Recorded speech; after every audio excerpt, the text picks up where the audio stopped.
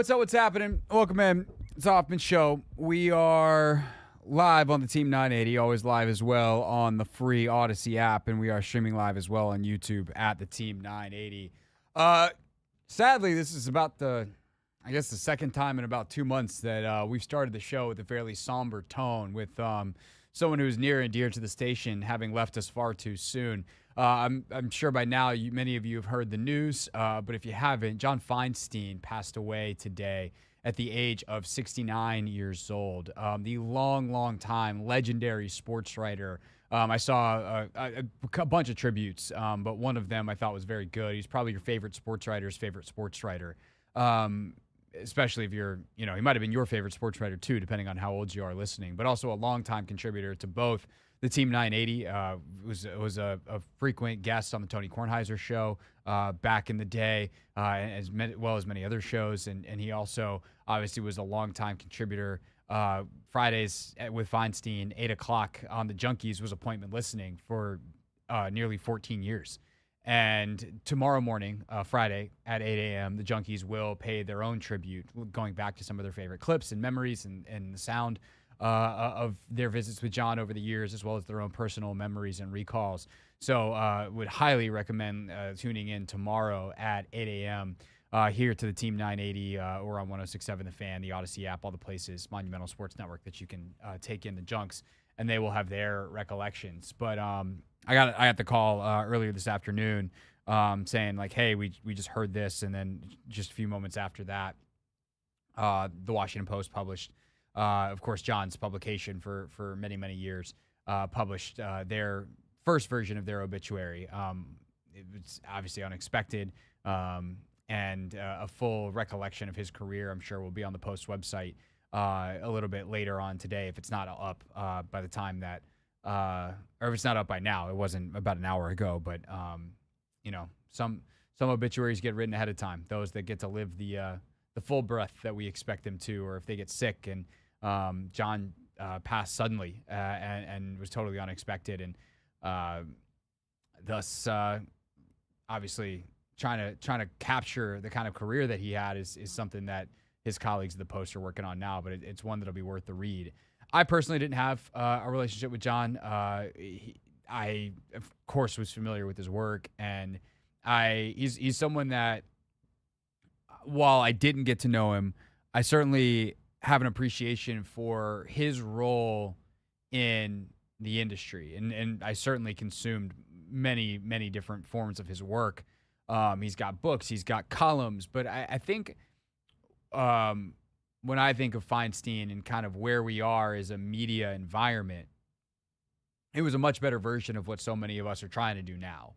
And in many ways, while he is not someone personally that I'm like, oh, that's the guy that I'm modeling my career after, in many ways, I am following the same model that he set forth, which is you can set up to have opinions. And John, as a columnist, obviously had opinions and strong ones. I saw another tribute that was like, this guy had an innate ability to get under my skin. And sometimes when I read John, that's how I felt, where I'm just like, I hate this. But like, part of the job is to make people feel something when you have an opinion, when you have a take. But the way John went about it, and the one thing I appreciated about him and his career and the foundations that he laid, especially crossing over from print into the digital, I should say the digital, but like, because when he started it was by no means digital, the broadcast sphere, television and radio specifically, is there's actually still a journalistic responsibility to report. And there was a desire to be right.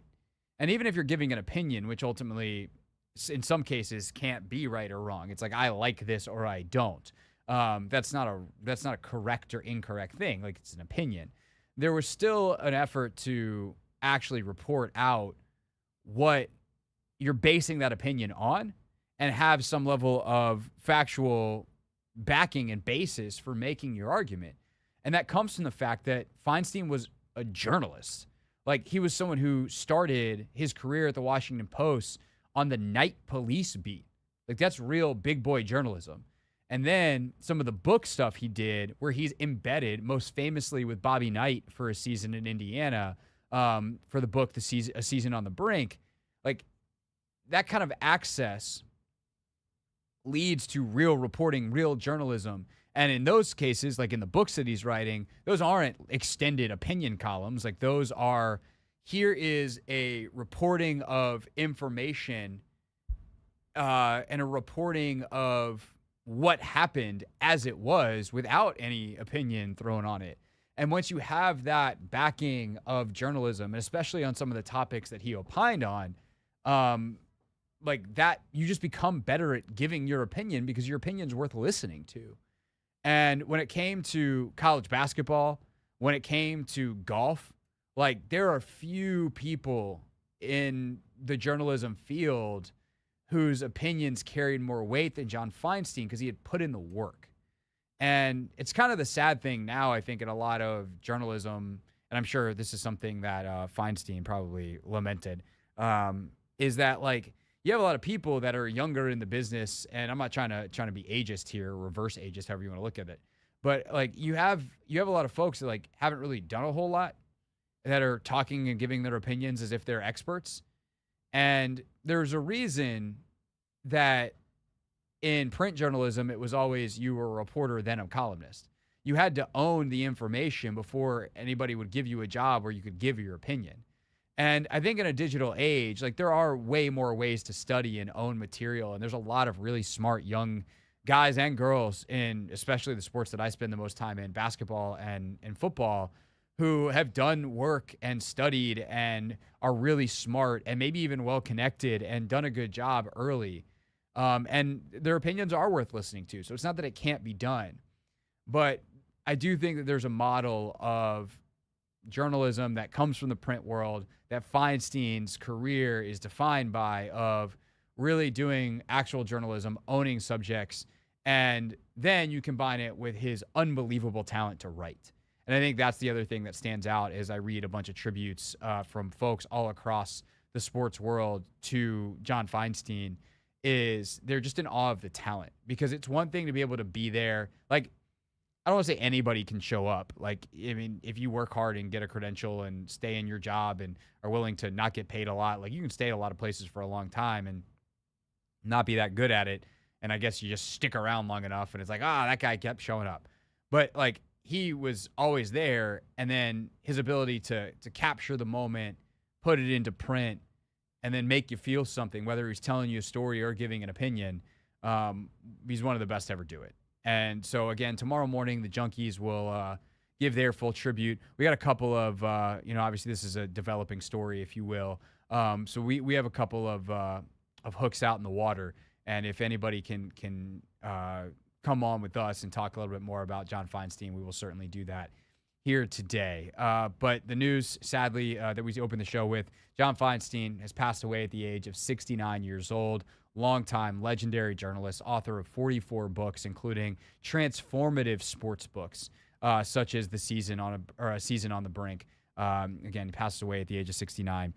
We're gonna go back to the Commanders next. There's no easy transition, obviously. Just up next, we're going to talk about some of the other moves the Commanders have made today. We have plenty of Commanders analysis on the show today. Mark Bullock and I chatted a little bit earlier today. Going to play that for you.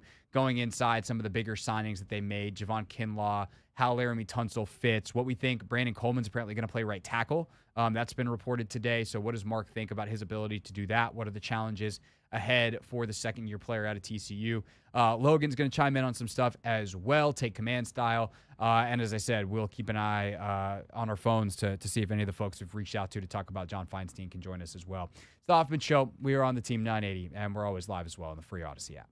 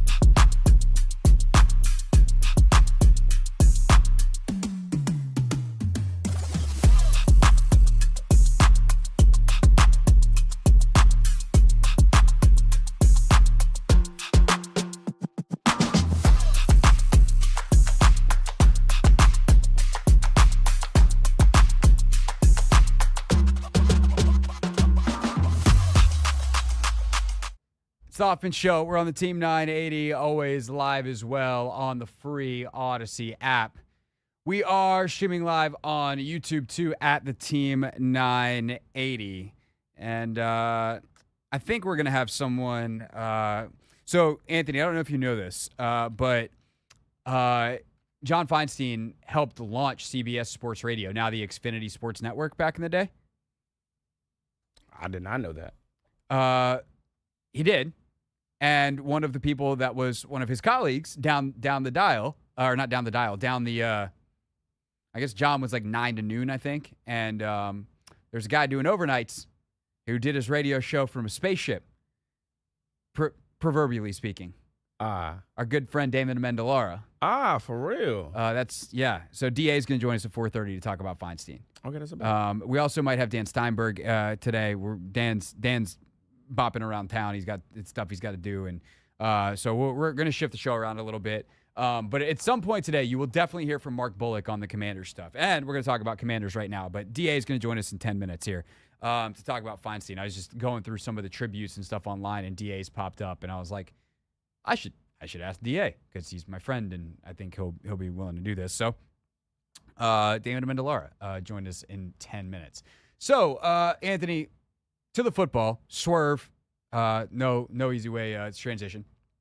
But the Commanders today, I think they did something that was really important today. Like, they put a floor back underneath them today in a way that we were kind of waiting on. And when I say we were kind of waiting on, I want to be really clear. I never thought this wasn't going to happen. It was always a matter of when. You have to do your first things first.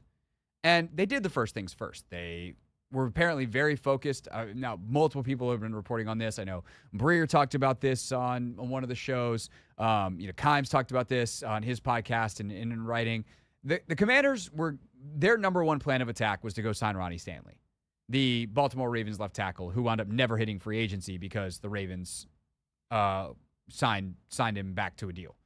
And so they were like, crap, we need to upgrade left tackle. And so they went out and they traded for Larry Tunsil. And then apparently today, they've made the decision, or not today they made the decision. We learned they made the decision that Brandon Coleman is not going to play left guard, but he's going to play right tackle. Multiple folks reporting that around the news that Andrew Wiley's contract has been restructured, and that Wiley is apparently going to move off of right tackle and either become the swing guy or he will. I mean, I guess he potentially could kick inside and play guard. He has played guard before at a decent enough level, just been a couple of years. Does he compete with Nick Allegretti for that left guard spot, and does the other one wind up playing right guard until Sam Cosmi gets back? Like, still TBD. We also could see a situation where they say Coleman's the right tackle, and then they get in a training camp, and he's not that good at it, and they're like, actually, you're going to go play guard. We call that a Brandon Sheriff around here, where Sheriff played tackle for about 2 days in camp, and then they're like, never mind, Morgan Moses is playing right tackle, and you're playing right guard, and that worked out pretty well for a couple of years. All in all, the Commanders today restructure Wiley. They bring back Michael Dieter for even more depth on the inside. That one doesn't move the needle, but this one is a big one, I think. Noah Brown is back. 1 year, I think it's up to $4.5 million, basically a nothing contract. By NFL standards. And obviously, most famously, he caught the Hail Mary. Great. You or I, it's one of the few NFL catches I feel confident you or I can make. You put us there, the ball falls in our hands, in those sticky-ass gloves, and we go, got it. That said, the dirty work that dude does, digging out safeties, blocking on the edge, running routes that are really important, even though you're never going to get the ball, but running them certain ways to attract defenses. Some of the tough catches he did make, the PIs that he drew, he was top, I think, 7 or so in the league in PIs drawn, and he only played in 11 games. I think he was top 5 maybe at the time he got hurt, somewhere around there, but he was definitely top 10. I can't remember the exact stats. It's been a while. And then it was devastating, obviously, the injury he had, that kidney situation that was really scary and really serious, but thankfully, he's all good to go, and getting him back is like a dirty work receiver to pair with Terry and Debo. That's a pretty solid complementary group. You still need Luke to step up and do more for you. They re-signed KJ Osborne, who's like another dirty work guy. We'll see if he even makes the team or if he winds up as a camp body. But now he'll have a full off season. I get why they signed him last year. He plays the right way. He works really hard. But he's not dynamic in any kind of way. But they have some options now, and I would think that Olamide Zaccheaus could certainly be a guy that comes back as well. And then I would assume that they also supplement that receiver room in the draft. But by signing Noah, you get a certain floor underneath you. And if you can, not that you can't do better than Noah Brown, but you can do a lot worse than Noah Brown. And I think that floor underneath for this offense and the familiarity that they have with Jaden, and kind of a similar thing on the other side of the ball with a guy like Sheldon Day, who they re-signed on a 1-year deal. Like, these are the kinds of things that can help you win a game in the middle of the season when one of your main dudes is hurt and misses a week. Someone's got a hamstring, they miss 1 week, and a guy steps up, or just when those guys are off the field and your rotational pieces are in, the drop-off is only so much. Like, these are big, big signings that don't necessarily raise your ceiling at all, but they do raise your floor, and that's also really important. Yeah, and I think Noah Brown, he did a good job last year, coming in, having to be the, quote-unquote wide receiver 2. And I think he excelled in the role while he was on the field. So to have him as our wide receiver 3, like you said, doesn't necessarily raise the ceiling, but it does raise the floor just because we know what he can do if he's called upon to, step into a role where, I'm not wishing any injuries on anybody, but like if he has a step up kind of thing, he's reliable in that sense. So I'm excited for the signing. It wasn't a lot of money, and I think he was one of the important free agents that we needed to re-sign, especially with our wide receiver room only being at like 4 or 5. It is now. I think it's at 4. No, it's at 5. It's KJ. KJ's 5, and then you got a couple of practice squad guys, future contracts type of guys that, who knows, maybe one of them pops and winds up making the team. But last year, Brown in 11 games drew 6 PI penalties. That was tied for 5th in the league with a bunch of other dudes. JJ had Justin Jefferson at 9. Garrett Wilson drew 8. Darnell Mooney, of all people, drew 8. DK Metcalf drew 7. And then A.J. Brown draw. Well, then Matt Collins, Malik Neighbors, T. Higgins, Mike Evans, Cortland Sutton, Demarcus Robinson, Tyler Lockett, Noah Brown all drew 5. Oh, wow. So, and the thing is, like, if you look at flags per target, that number, like, he's one of the highest guys in the league. Because, like, the other guys that are, and we're talking other guys that are kind of in his range, or, like, in that statistical range, had, like, 2 targets. But of guys who had over 50 targets, he had the best rate in the league in terms of drawing PIs. That's good, man. Yeah. The other guy that was up there was Mac Hollins, which kind of makes sense. 2 big body dudes they're not that fast, but are super strong and super physical. And so corners just try to get all over them, and they do so illegally. But it's really nice to see him back. And I think also, like, good dude. Like a lot of these guys that they're bringing back, and yesterday we didn't really know a whole lot about Dietrich Wise or Jonathan Jones. Like, same thing. Like, Jonathan Jones, the character there is apparently like A+ dude, and getting an A+ character guy who's got a ton of experience and Super Bowl rings in a room with Marshawn Lattimore to be like, hey buddy, chill out. I like having Jonathan Jones to do that as opposed to Mike Sanders still having to do that. Yeah, and one of those guys, or might have been both, were captains too. Yeah, so. Dietrich Wise is also, like, Logan said he's a better version of Cleveland Ferrell. So, like, last year they tried to go Cleveland Ferrell, the edge-setting, guy with a little bit of pass rush juice, and Cleveland wasn't that good. Like, stinks, but he just wasn't. Wise, like, 5 sacks last year, pretty good pressure rate, really solid edge player. Like, he's a good football player. And Jonathan Jones had some really good games last year. So I'm excited to see what they can do. Like, again, older guys, we'll see what the long term is here and how they ultimately perform. But they're signing good dudes. More on those guys coming up from Mark Bullock and from Logan Paulsen a little bit later on in the show. Right now, though, we're going to take a quick break, come back, and be joined by our friend Damon Amendolara of now Sirius XM Sports Radio, longtime CBS Sports Radio host, who will share his thoughts on his former colleague, John Feinstein, who passed away earlier today at the age of 69.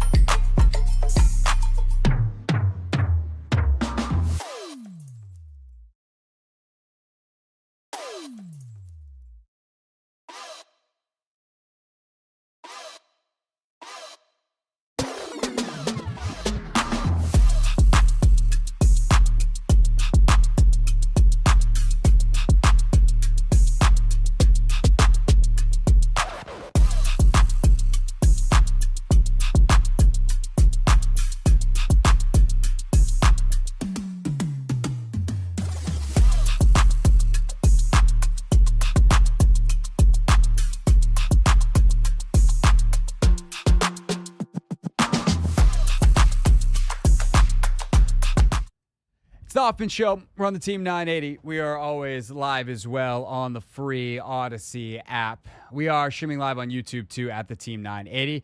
And we are joined now by a great friend who we always enjoy having on, although the circumstances are not nearly as fun this time around.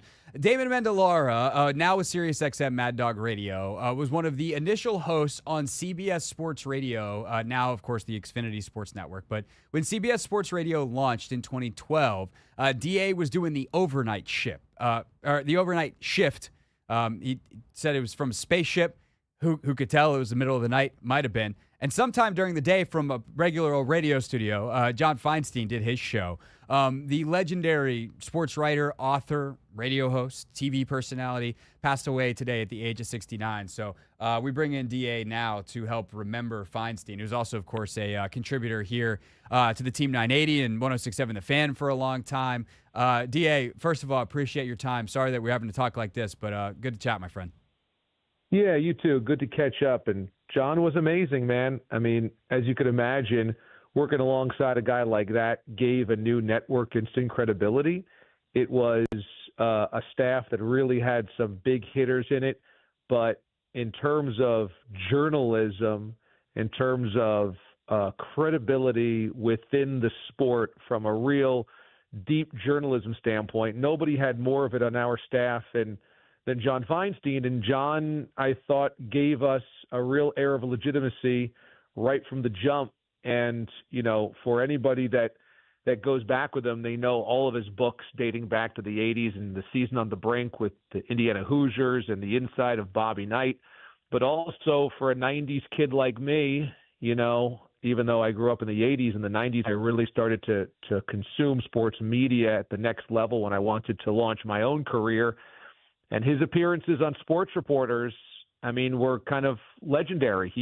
He had very fierce opinions, but he was also incredibly knowledgeable. He was embedded in so many different places in the sport that he knew the people that were decision makers and the coaches and the administrators, that was must-watch television. And then, his coverage in the Post, and I'm sure his coverage for you guys as well, it goes on and on and on. But it was an incredible gift to work alongside a guy like that when we had just launched the network. Do you remember like any of the meetings or anything like that, and you guys being together and you looking around and you be like, all right, Feinstein, huh? I'm in the same room as him. We're going to be on the same network, or any interactions like that, especially in the early days as you guys were about to get the network off the ground, or we're just getting the network off the ground? Yeah, I was rarely awake when he was, because I was doing overnights, as you said. I was usually sleeping during working hours. But yeah, it was always a thrill to listen to his show or to hear snippets of the show that we would run as promos along the network. We were kind of doing our own little thing in the middle of the night, and we felt kind of loosely tethered to the network because, again, we were working when everybody else was sleeping and sleeping when everybody else was working.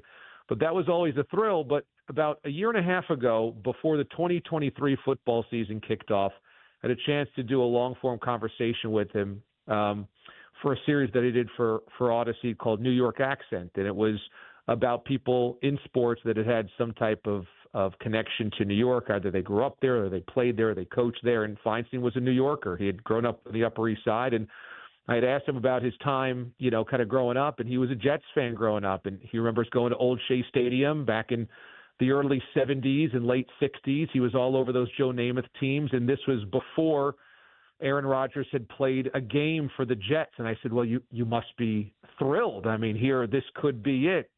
And he cautiously said, I've been a Jets fan for too long.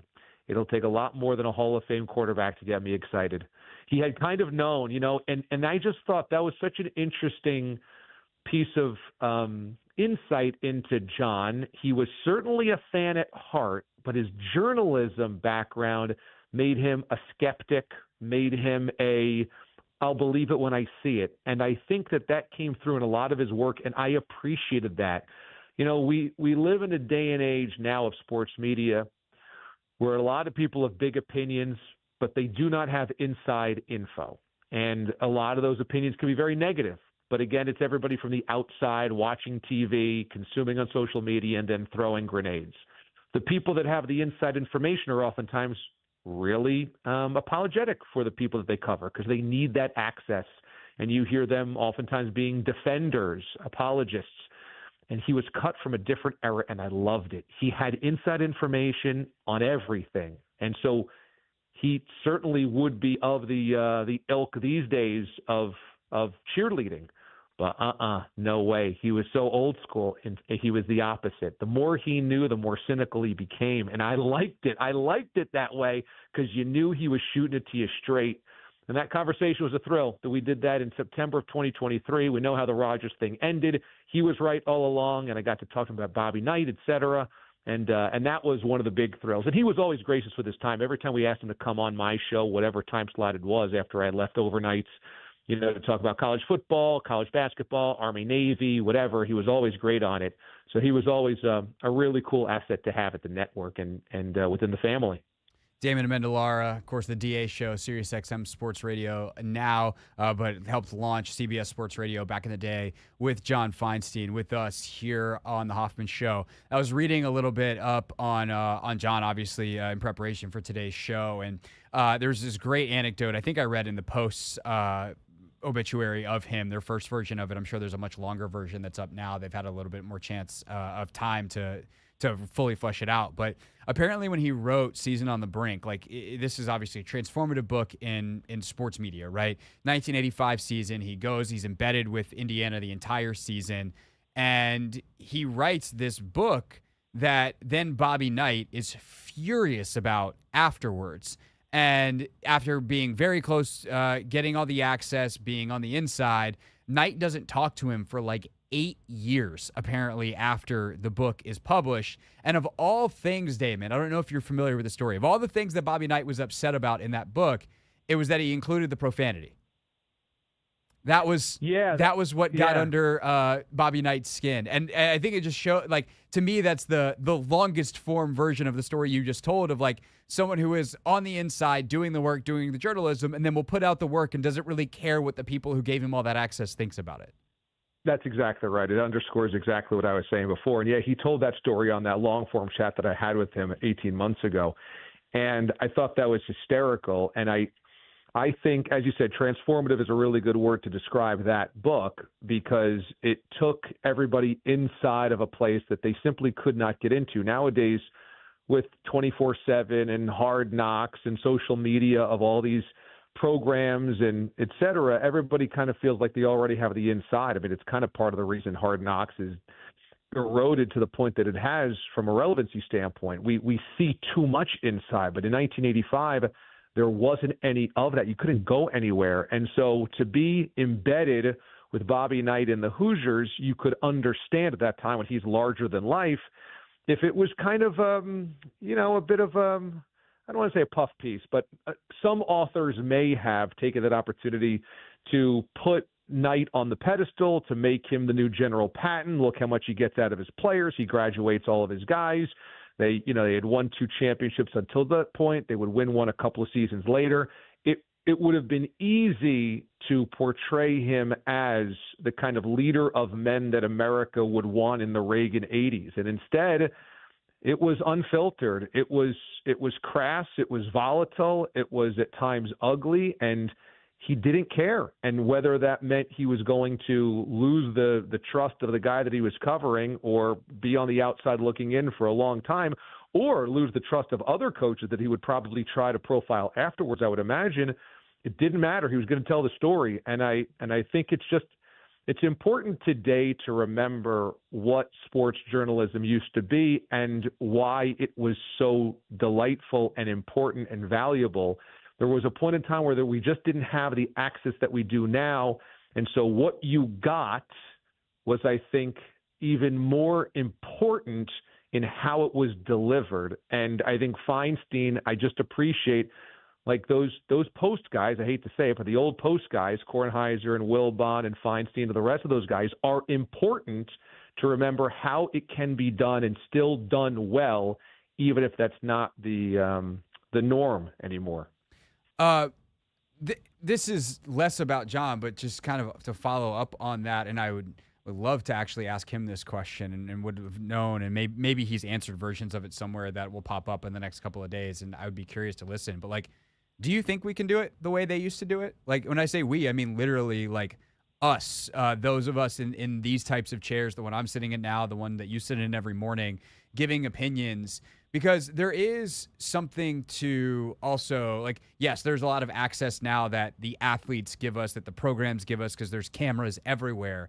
But that's filtered how they want to filter it. That was the thing about Feinstein in the book and the other books that he wrote, whether it's Q School or whether it's the book he wrote where Nobody Knows Your Name on minor league baseball. Like, he's in there with his eyes doing his own journalism, as opposed to relying upon the information given to us and confusing that for access. Do you think that it's still possible to do the kind of journalism, both reporting and opinion, that he did that in the modern media environment? I think it's possible, but it would be really, really hard. I don't want to say impossible, but it's really hard because all the dynamics, all the levers of power have changed.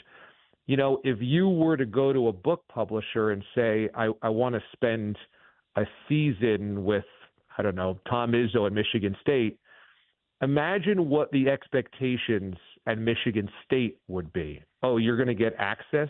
Well, just imagine what they think you are going to print. They're either going to say, no way, no, because you're not telling the real story because we can't allow that out there. Or they would say, sure, we need the publicity, but A, B, C, D, E, F, G, you're not writing any of this. It would be so cloaked in corporate, expectations and litigation and paperwork and all that type of stuff.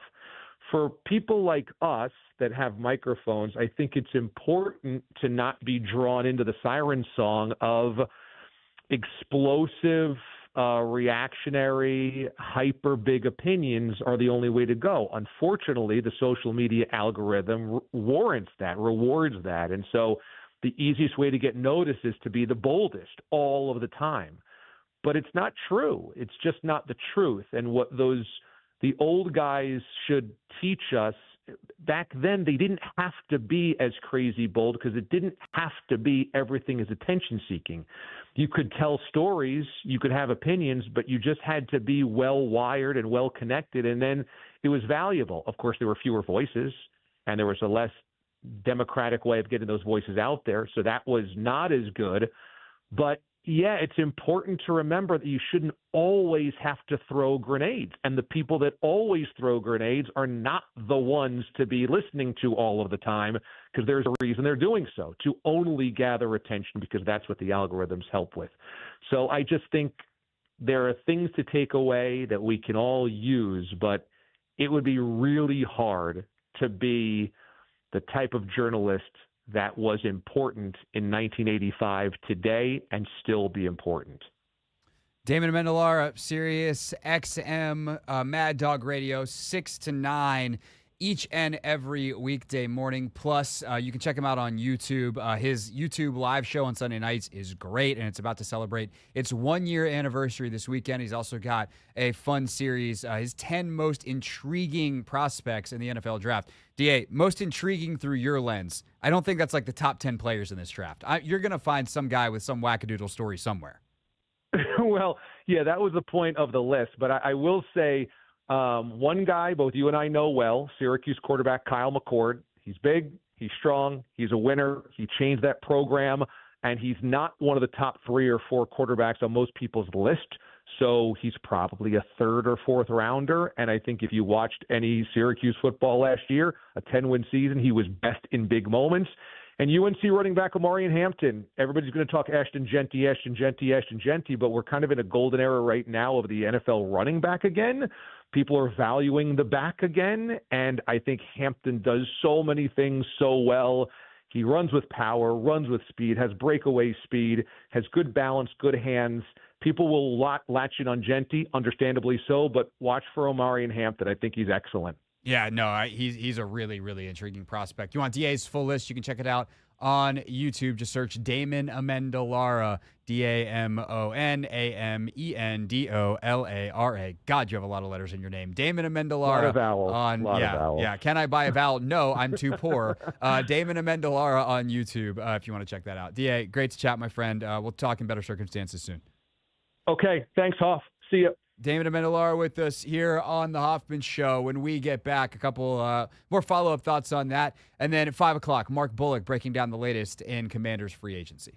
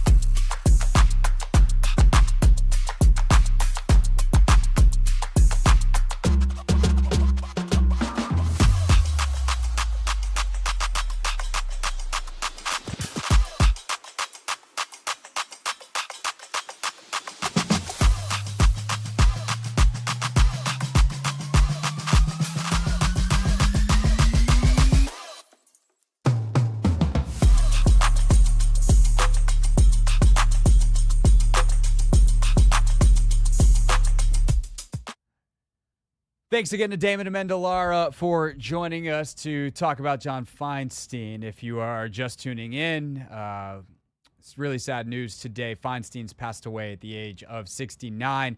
DC sports media legend, shows like The Sports Reporters on television, books like A Season on the Brink.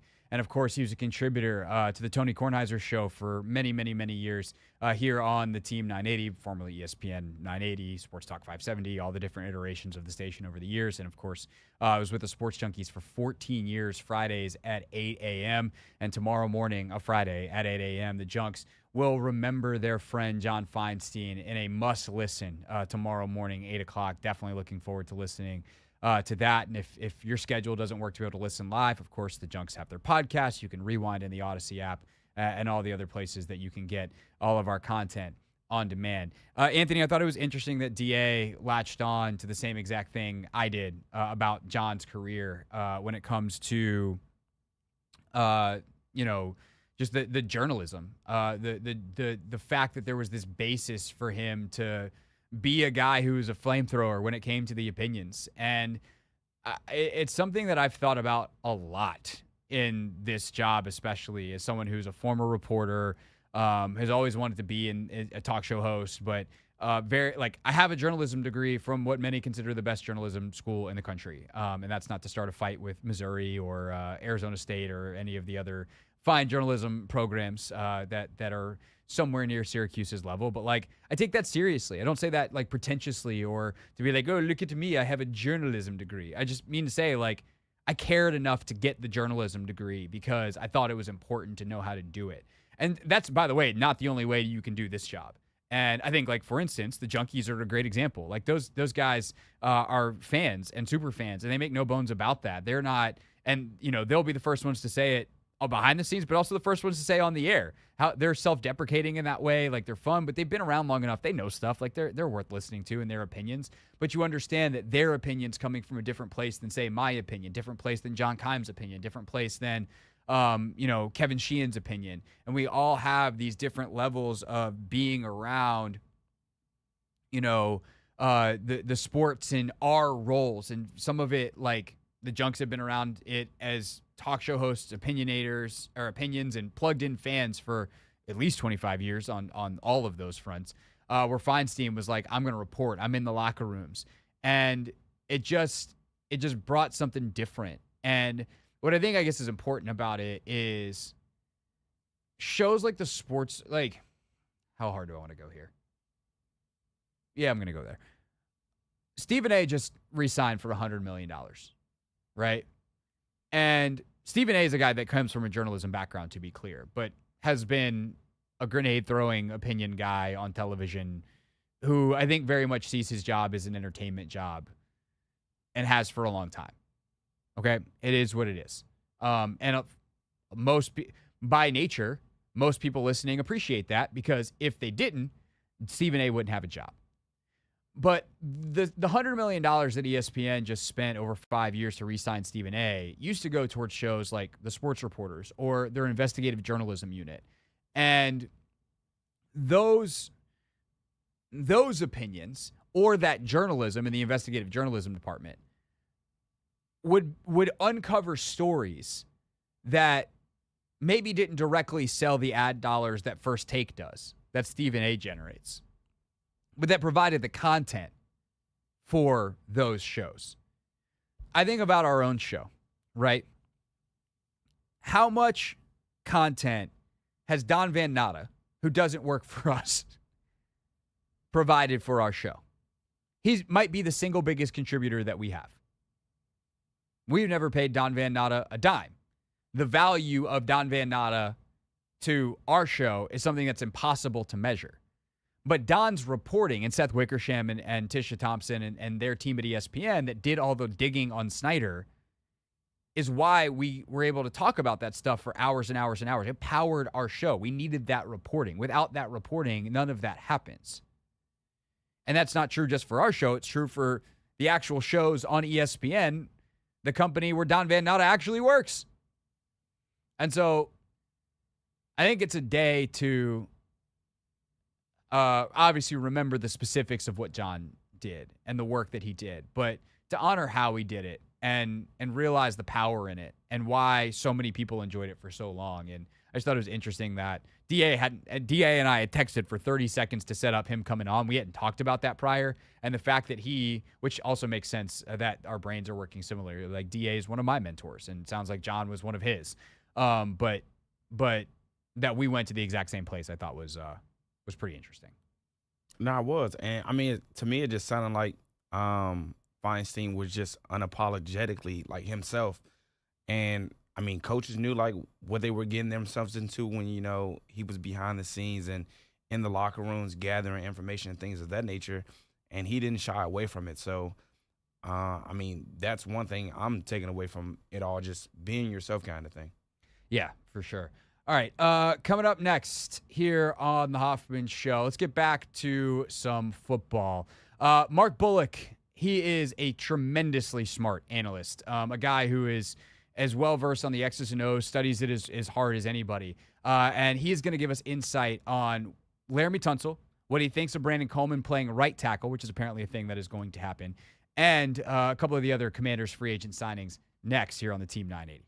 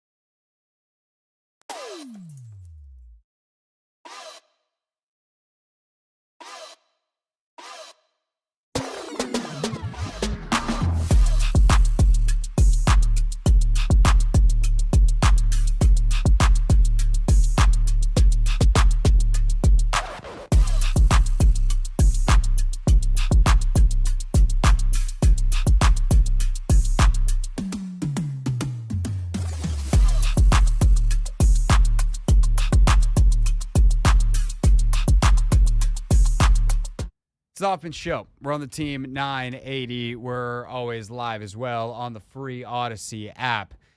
Coming up at 5:30, more analysis on the Commanders' offseason so far, including some guys like Dietrich Wise, Jonathan Jones. How do they fit with the Commanders? But first, let's get some guys like Laramie Tunsil and Brandon Coleman playing right tackle from Mark Bullock, who has a great Substack and is just a really excellent analyst. So we'll talk to Mark first for Not My Beat, and then Logan Paulsen coming up at 5:30. But let's get to Mark, shall we? Today's top story from the perspective of someone who's there. You are looking live. This just in. Not My Beat.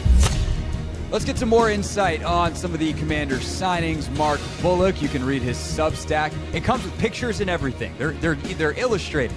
It's for everyone. If you want to get smarter about football, you got to read Mark's stuff. He joins us now. Mark, good to see you, my friend. Thanks for joining me. Of course, anytime. So let's start off with the offensive line moves, which we get a little bit more insight on today.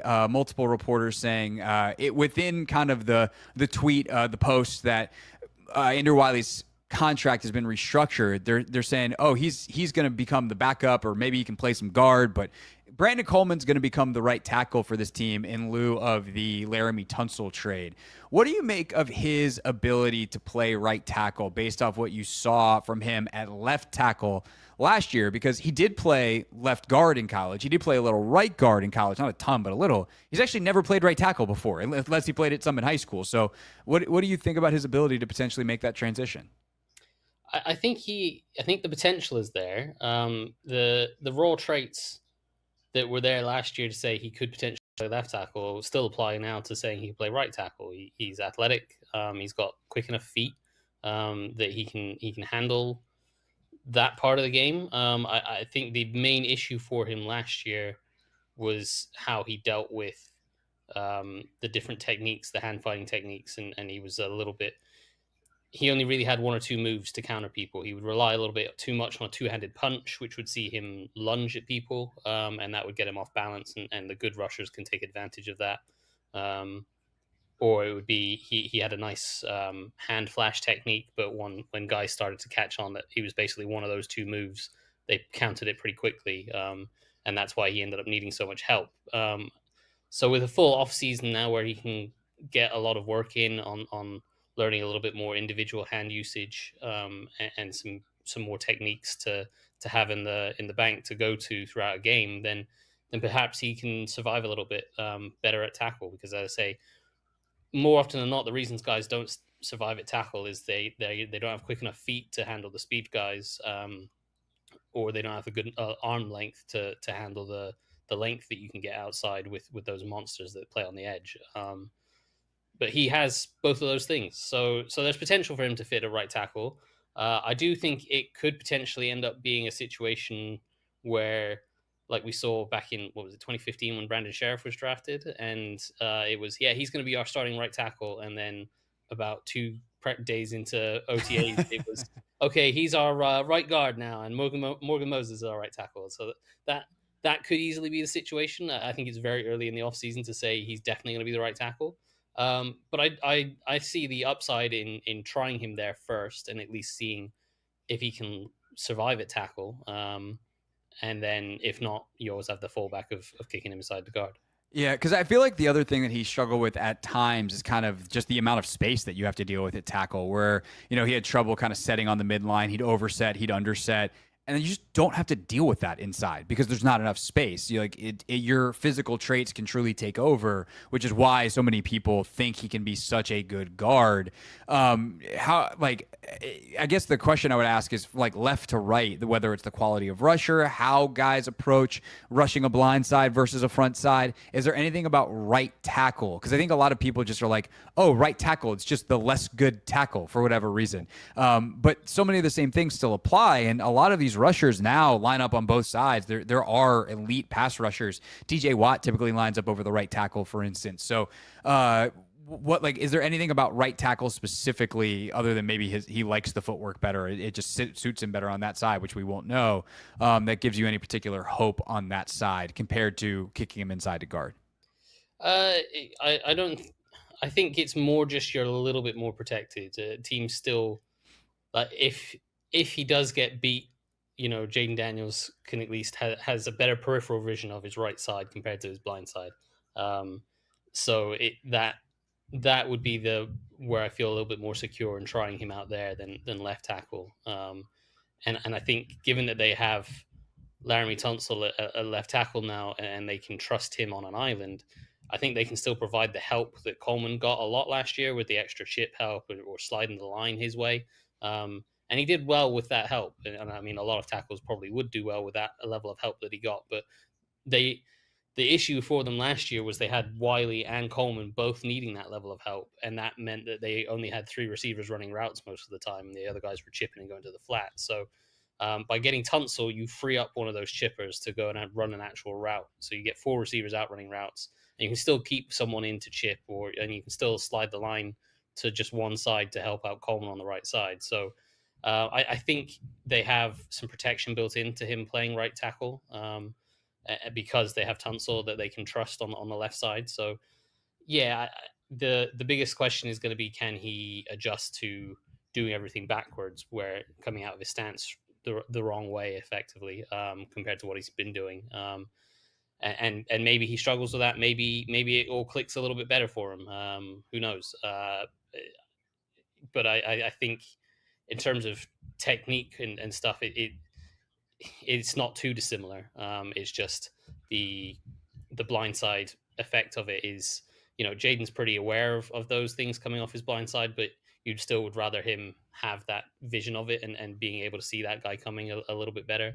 And we saw that a couple times last year. I'm thinking of that touchdown to win the Bengals game where he slid the protection to his left and let the free rusher come off his right side because he could see that better, and then threw the touchdown to Terry over the top of it. So that's the kind of thing you're looking for, is for him to just be able to have that a little bit more awareness on the right side of if a blown block happens.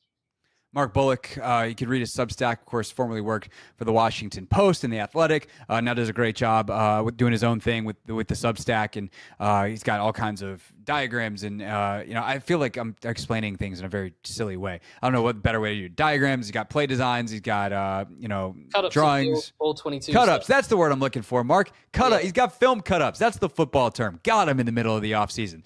Ask me about a signing bonus. I can do your math for you. Ask me to watch tape, and I'm out of my realm all of a sudden. You have watched the tape on Laramie Tunsil, though. There's a lot of yapping about Laramie Tunsil and what happened in Houston last year. When you flip on the tape and do your cut-ups, what do we see from Laramie Tunsil, the football player, going into his age 31, 32 season? Really good. Really, really good. Excellent. All right. Yeah. That's what we've been waiting to hear. Yeah, that's top quality analysis there. He is really fun to watch. He's so smooth and so efficient with his feet. There's no wasted movement. He's not. He doesn't have these big overstrides and these massive kick slides. It's just very smooth and efficient, quickly up and down. He gets a lot of width and a lot of depth on his drops very easily. And because of that, he can cut off just about any speed rusher, and he knows that he can cut off any speed rusher. So he also uses that to his advantage to help the left guard quite a lot. There was quite a few examples last season where whoever was playing left guard, and they rotated guys a lot in Houston because that O-line was terrible. But he would quite often see him holding his spot next to the guard, pointing out a linebacker blitzing as the play was happening, and he'd stick out a hand and secure that B gap to help the guard get the block secure before he could then just transition outside and pick up the edge rusher because he knows he has quick enough feet. But it's not just the good feet. He's got great hands, good hand placement, good hand technique as well. Always has. We talked about Coleman having that kind of relying on that two-handed punch. Tunsil is very good with individual hand usage. You always see him. He'll strike with his outside hand, but he's always got his inside hand ready to replace it if that outside hand gets knocked down. And because of that, he's always really well balanced and just very, very hard to get by. And that makes him a very, very good pass protector. And I think what about the run game though? Because that's the other area with him where it's like we know he's an elite pass protector, if not the best one in football. where's the run game blocking at for him? Where are the strengths? Where are the weaknesses? I think it's better than people think it is. People make out that he's this elite pass protector and terrible run blocker. He's not a terrible run blocker. He's very athletic in the run game. And the Texans last year had Bobby Slowick as their OC, and that comes from that Shanahan tree, that wide zone run scheme. And he was really good. Like he could cut off the backside 3-tech very easily. He could climb up to the backside linebacker on the backside of runs and cut those guys off as well, which you don't see a lot of. You see guys like Trent Williams doing it, but you don't see most normal left tackles. That's such a funny phrase. Guys like Trent Williams. You see Trent Williams do it. There's nobody else like Trent Williams. He's one of one. Yeah, that's true. But you see the elite guys do it, but you don't. He makes it look so easy because again, he's such a smooth, fluid athlete, and so he's really athletic. Now, the one thing you didn't see him do too often was pull, and obviously in this offense they run a lot of that GT counter where both the guard and the tackle pull, and so we didn't see how he did that, but you could see a lot of him blocking on screens where they'd run those quick screens to the flat, or those running back screens, and Tunsil was often the guy trying to get out in front of them. And the Texans often actually did some of those rare screens that Kyle used to ask Trent to do, where they'd fake a run to the right side and they'd have Trent run from the hash marks all the way out to the numbers to make a block on the edge to block the corner on a receiver screen. And Tunsil did the exact same thing. I saw him do that in one game as well. So he's a pretty good athlete, and I think he shouldn't have any issues doing any of the pull stuff. So I think he'll be a pretty good fit. Again, you do have to. There is some projection in terms of how they're going to run, because they tend to run more gap-based run schemes. So there is a little bit of projection there, but I don't see any reason why he couldn't do it. He's big enough, he's powerful enough, he's quick enough and athletic enough. So I don't see any reason why he'd have any issues in the run game either. Mark Bullock with us here on the Hoffman Show, Commanders analyst who has a great Substack. Just markbullock.substack.com if you want to check it out. So you also watched the tape on Javon Kinlaw, who is a very interesting player, super high upside. Clearly, the people that have been around him love the guy. You know, Adam brings him back. Robert Saleh had him in New York after coaching him in San Francisco. Daryl Tapp was with him in San Francisco as the assistant D-line coach. He brings him here along with Adam to now that DT is the D-line coach here. So the character seems really high, which seems like a common thread throughout these guys. But when you look at the player, and you hear Dan Quinn saying in offseason stuff, like, we might look at some guys that have that we see in different roles than they've played. Is Javon Kinlaw kind of guy that you think fits that mold, and that you could take the traits that you see on film and transfer it more effectively to another role or another position within what the Commanders showed last year that they want to do with their D-line? Yeah, I think so. And I think a lot of people have started to catch on to this idea of playing him as that kind of heavy defensive end, or some people are calling it the elephant end. Going back to what Pete Carroll and them called it in Seattle back in the day. Yeah, and I certainly could see him doing that. I do wonder if he'd be disciplined enough on the edge to do that. I think that was one of the big things I took away, was there was a bit of a discipline issue in terms of keeping his gap. He's the thing with him is that he's so big, so athletic, so quick, and so strong that if everything clicks, he just runs guys over and turns up in the backfield and makes this amazing play. But if things don't click, he ends up getting washed out of gaps very easily. And for most of his career, it's been a case of things haven't clicked very well for him. And so he ends up getting knocked out of his gap more often than not. Last year, he was getting more consistent. And so I think they'll need to help with some technique stuff, because because he's so big and so strong, there was a couple of double teams that Buffalo ran on him, and Buffalo have a big offensive line. They have that guard Osiris Torrance that's like 350 pounds, and they were double teaming with Torrance and the right tackle on him, and he just kind of stood upright, which you don't teach guys to do. You want them to stay low and pad level and try to attack the block and split the double team. And Kinlaw just kind of stood upright and was like, you guys can't move me, I'm too strong. And he just held the point of attack. And it's like, that's insane that he's able to do that. I'd love to see him do that consistently, and he doesn't. But it shows that there is a player in there. And I think the big thing with him is that Dan Quinn and Adam Peters have always talked about finding a guy's superpower and letting them do that thing over and over again. And I think that's what they're hoping to be able to do with Kinlaw, is take away all the other stuff of, can you do this? Can you do that? We need to fix this and fix that. It's okay. You are a big, strong, physical, and fast human being. Let's let you do that as often as we can, and let's let you be disruptive. Whether that's as this heavy end, elephant end, whatever you want to call it, I'm not sure. I'm not necessarily convinced of that. I kind of wonder whether last year they kind of did it a bit with Johnny Newton when they did those 3-man fronts with Allen, Payne, and Newton. They put Newton at nose tackle, and they used his quickness to beat those centers inside. The Jets kind of did that with Kinlaw at times last year, where they played him as a one technique, as a nose tackle, and his power and his length was just too strong for any center to handle, and he could dominate centers that way. So I kind of wonder if maybe the answer is they kick him more inside rather than out to the edge. But I think they have that flexibility where you have those 3-man fronts with Payne, Newton, and Kinlaw now, where you probably have Armstrong as one edge, and then if you want to, you can slide the line across and you can bring Luvu down as the other edge and kind of have it as a fake 5-man front.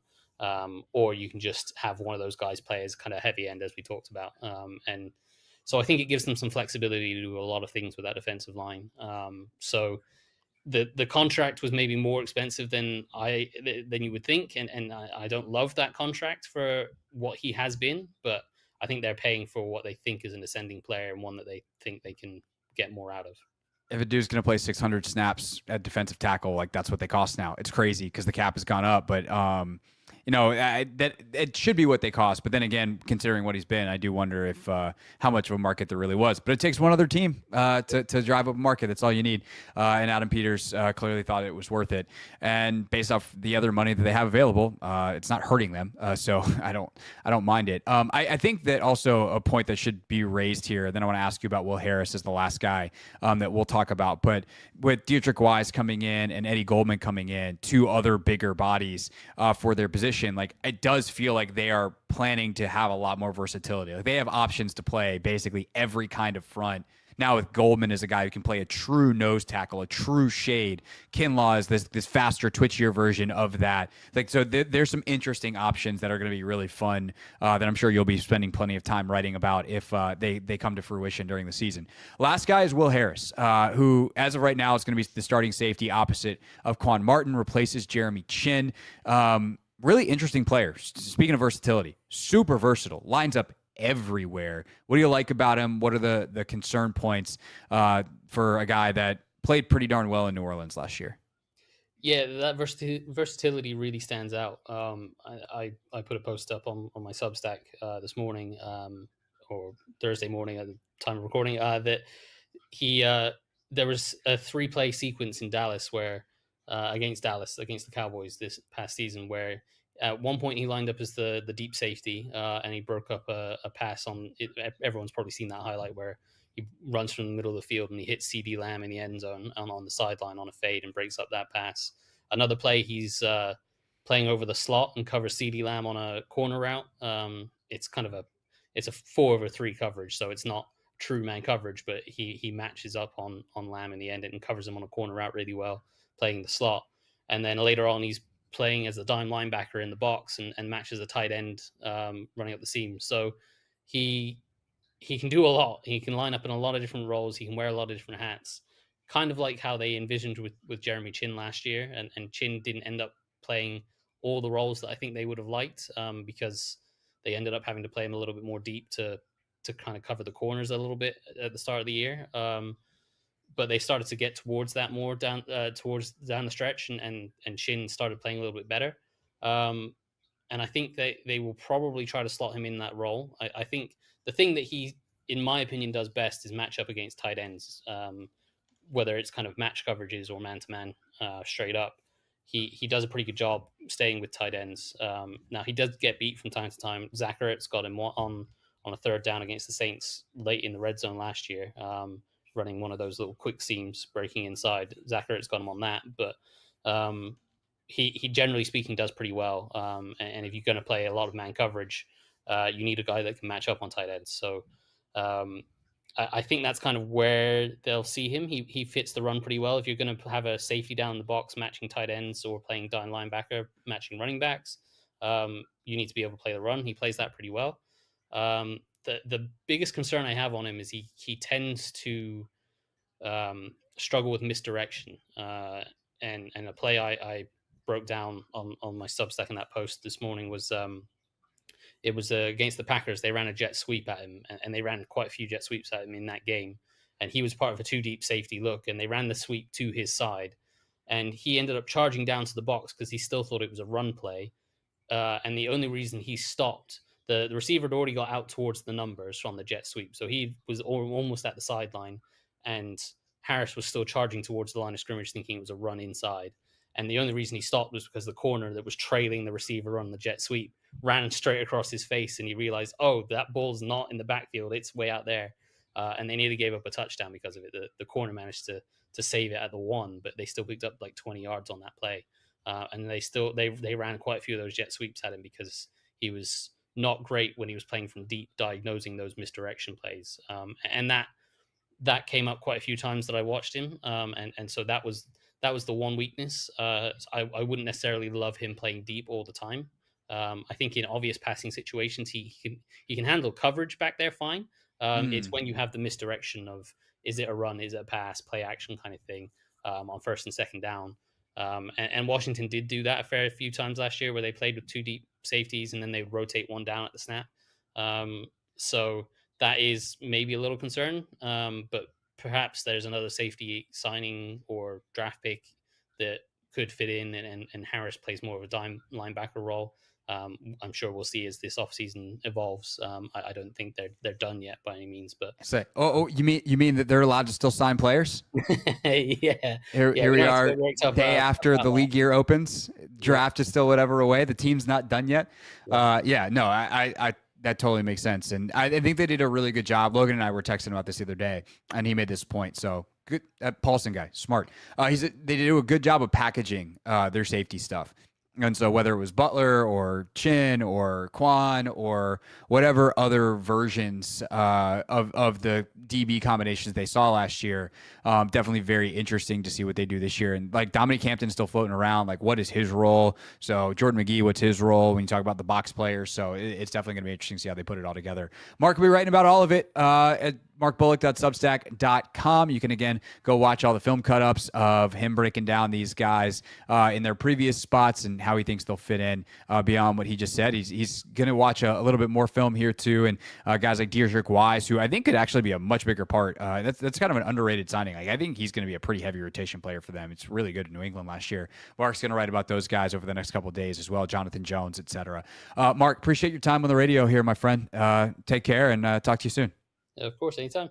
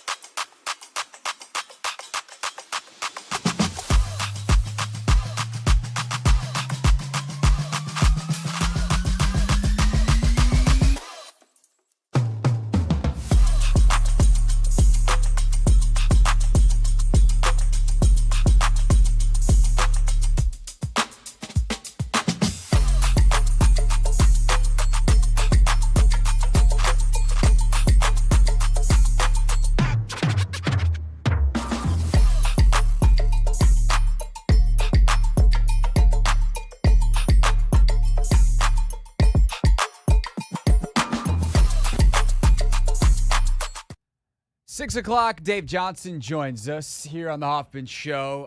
Not a good Wizards news day.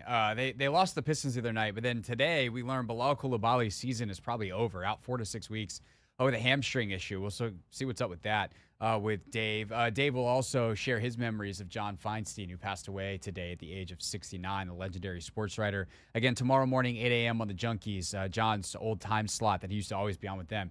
You can listen to them reminisce about their times with Feinstein over the years. Right now, though, we are going to continue on with some analysis on the Commanders' free agent and off-season success here, or failures, or still in progress. Logan, Paulsen, and I talked about 11 a.m. this morning. We actually were live, which is why you subscribe to Take Command in your podcast feed or on YouTube at the Team 980, at Craig Hoffman, because sometimes when news is happening, we might just pop up, be live. You never know. But in case you're like, yeah, that's a great idea in theory, or maybe I saw the alert, but I was in a meeting and I couldn't just like, hey guys, sorry, Take Command's on. We're going to give you the best of here on the radio as well. So, Logan, on some of the key signings that have been made, but if anything winds up sounding dated here, it was because it's, 6 hours ago at this point, and Commanders have re-signed a couple of folks along the way. But here is Logan and I talking about Dietrich Wise, Jonathan Jones, Will Harris, and more. The newest Commanders on Take Command. To me, the theme of the guys that they've signed is they're going after the big bodies. And you and I talked about this last training camp, where we walked out on the practice field and we're like, that's an Adam Peters guy, that's an Adam Peters guy, that's an Adam Peters guy, because they were all the big dudes. And between Kinlaw, who's 6'5", 320, Eddie Goldman, who they signed, the nose tackle, played most of his career with the Bears, last year with the Falcons. He's 6'5", 330. He's a mountain of a man. You played with him in Chicago. And then late last night, they signed Dietrich Wise, who was a 5-sack guy last year for the Patriots, played very well for them for quite a while, 6'5", 280-pound defensive end. It seems like they are, I don't know how great of run players these guys are, but at the very least, they're going to have some bulk this year to, I think, not have the line of scrimmage moved in the way it was in the past. Yeah, and I think you're just getting players who, again, like one of the big weaknesses for the Commanders, I think, was, like run defense. So I think when you go out and sign a guy like Goldman, like that's like his superpower. When you watch his film, he's a big guy, but he's got enough twitch and enough burst to kind of create some knockback. He understands kind of what it takes to sit and split a double team, which is extremely important. And because of the athletic upside of a guy of his size, he can penetrate a little bit. And so I do think when you're looking for a guy that maybe can keep Bobby Wagner clean, keep Frankie Louvu clean, keep that other kind of big Buffalo nickel safety type player clean in the box, like he's going to do that, but he also has some playmaking upside. Now, he's 30 years old or whatever he is, like he's not in his prime any longer, but he still can throw that pitch at a very high level, and I think that's extremely important. When you look at Wise, man, he's been honestly one of my favorite players to watch over the last probably 5 years in the NFL. He is a big dude like you were talking about. He's okay against the run, but as like a stand-up defensive end, I think he does a little bit better. He can put his hand in the dirt, but he also has some pass rush juice. He has some ability to kind of like do the dance of a pass rusher. And to me, he's like a perfect replacement to Cleveland Farrell. And I actually think he's a little bit more of a competent football player, right? So when you're in this 4-down front, you get a guy who's just slightly more aware, has a little bit more pass rush upside, kind of understands when to throw those different moves. You can loop him on a stunt. He's got a good feel for getting after the passer. And so I think adding those two pieces are just two solid football players, right? Two really solid high floor football players that on a 1-year deal, what are they, like $6 million each, something like that? Wise was $5 million. I think Goldman's right around the same, 5 or 6. Yeah. So that, to me, that's a perfect fit, right? They're guys that they're good pros. They elevate your defense right now. They help you in areas that you were struggling with last year, and they just bring a level of consistency that you need on the defensive side of the football, like we talked about when we were kind of doing the defensive review of how the defense played over the course of last season. Then you look at Kinlaw, and I was going through his film and kind of watching plays, and is he an up and down player? Yeah, but he does have something very unique, something that's you can't coach, and that's the physical explosiveness and power. And if you can harness that and get it going in the right direction, that could really, really be a nice piece. And I think you look at like the things you talked about, like Daryl Tapp knows him, Adam Peters knows him, like Jeff Ulbrich and Robert Saleh, who Dan Quinn knows really, really well. probably endorsed him at a high level. So they understand exactly what they're getting here. And when you watch the highs of Kinlaw, you're like, man, this guy could be something extremely special. Now, there's inconsistency to his play, but I look at that and I say, like, if you get him in the right role, you mentioned him maybe playing that big power end in this defense, potentially. We don't know for sure, but that's something on the table. And I think about him matching up with a tackle on the open side edge and him just denting edges, being physical, using his length and size and speed.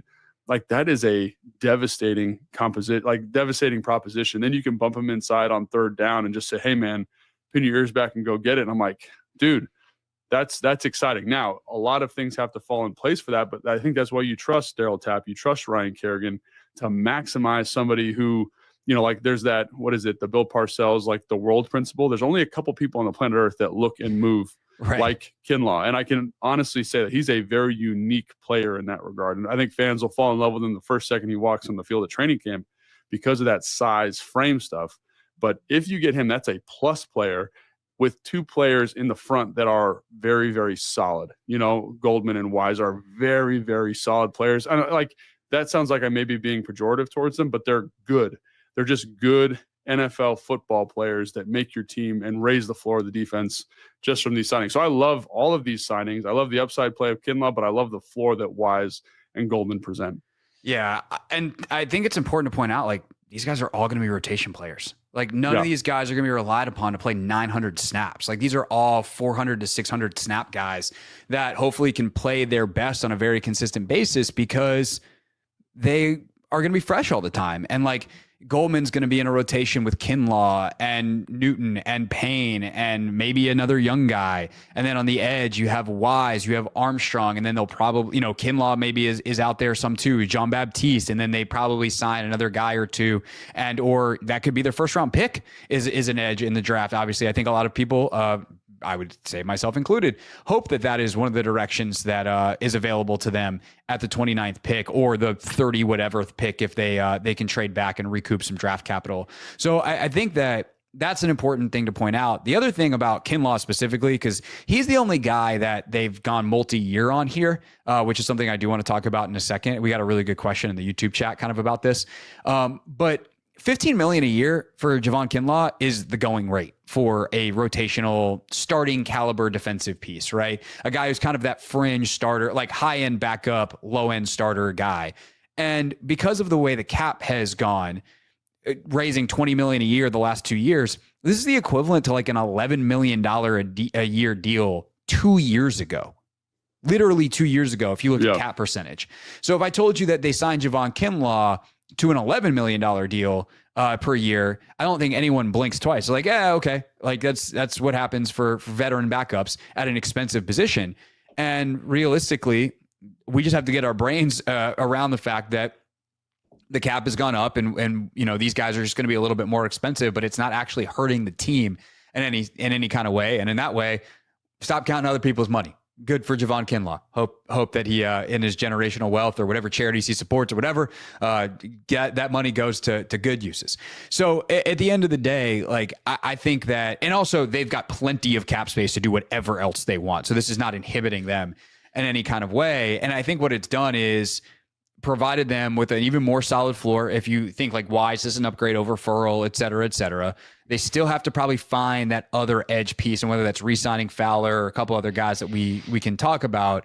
But they've also, I think, given themselves some more versatility. Like they tried to do some of the odd spacing stuff last year, and they did it. They did some funky stuff, and a lot of teams are doing this, right? They play like kind of even spacing and an odd front where they just tack another guy on the end of the line of scrimmage.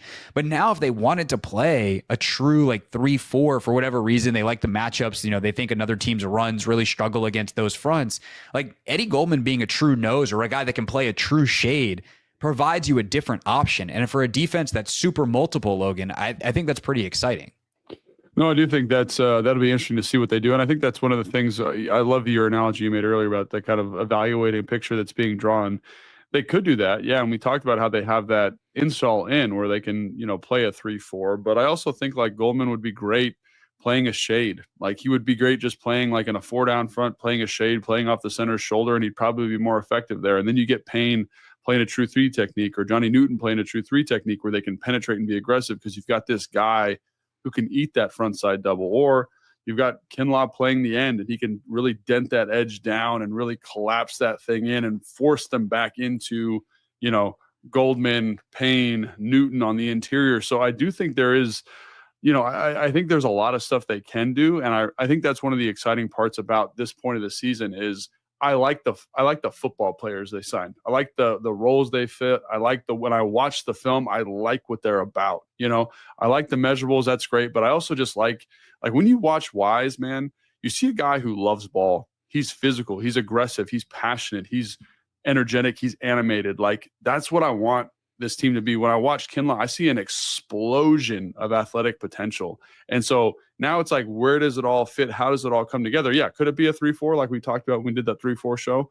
Absolutely. Maybe it's maybe it's a 4 down front, or maybe it's a true under with a Sam on the ball. Like, who knows what this sucker looks like, but they got they got football players. And that makes me confident that they can kind of get into whatever they need to maximize this group and kind of present the best defense moving forward. And I think that's the other thing. Like last year there was, what are they doing? Like, this feels very clear. It's like we're going to get guys that are physical, that have some pass rush upside, that fill in some of our gaps. Like I think about Carl Davis last year, how he's kind of this late signing to help kind of manage some of the stopping the run issues that the defense was having. Like Goldman, like that's his thing. Like that's what he's been doing since he came into the NFL. And when you watch his film, it shows up as a guy that not only can stop the run, but can move laterally down the line of scrimmage at a high level. So I look at this and I say, yeah, like they can do whatever you need them to do, whatever you want them to do. But I do think like they've got good football players, and that makes that possible. For sure. And speaking of versatility, their back end signings as well, like those are guys that have some of that, and including one of Dietrich Wise's former teammates in New England and Jonathan Jones. And if you can play for Belichick, you can do anything. Yeah. Because and those are two of Belichick's favorite guys because of the versatility they did bring.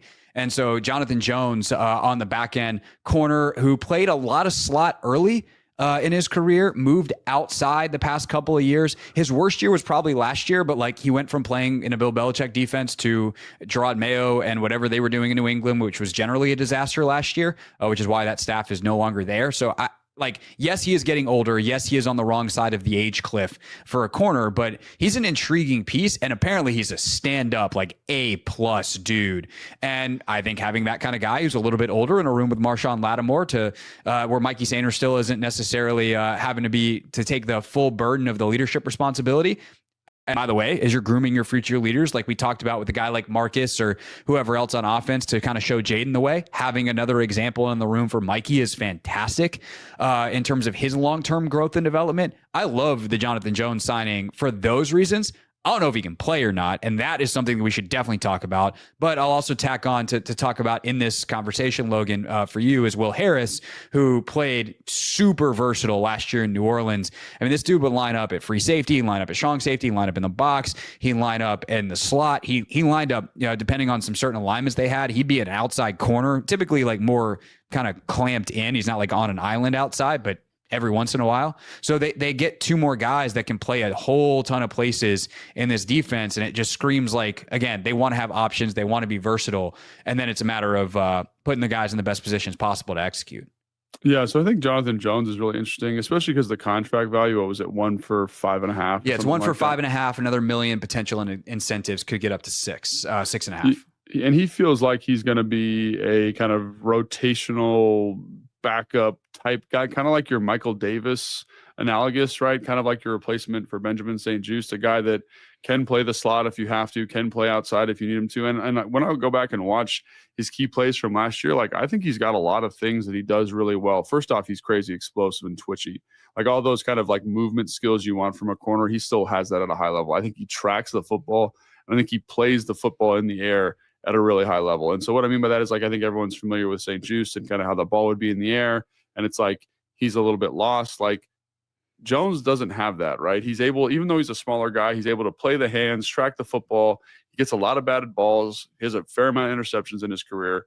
It's interesting because he is, to me, more of a slot player, slot special teams type guy. And maybe that's the role he falls into here, kind of as your punt returner.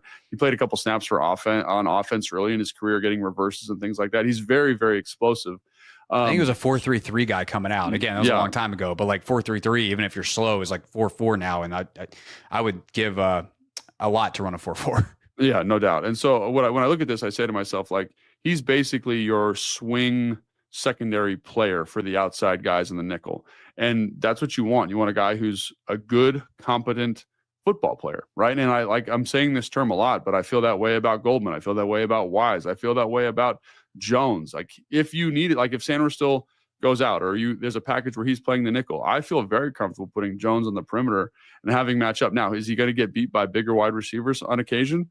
Absolutely. Like when you watch the Jets game, like they throw a couple of jump balls to Mike Williams, and Mike Williams just kind of gets over top. But I will say he's a competitive son of a gun, because on this, there's a drive where they throw a jump ball, they throw an in, and it looks like they're picking on him a little bit. They get down the red zone, they throw a fade to him, and I'll be darned if Jones doesn't punch that thing out and prevent the touchdown, and it leads to a field goal. So he's a competitive, competent football player. Are there limitations to his game?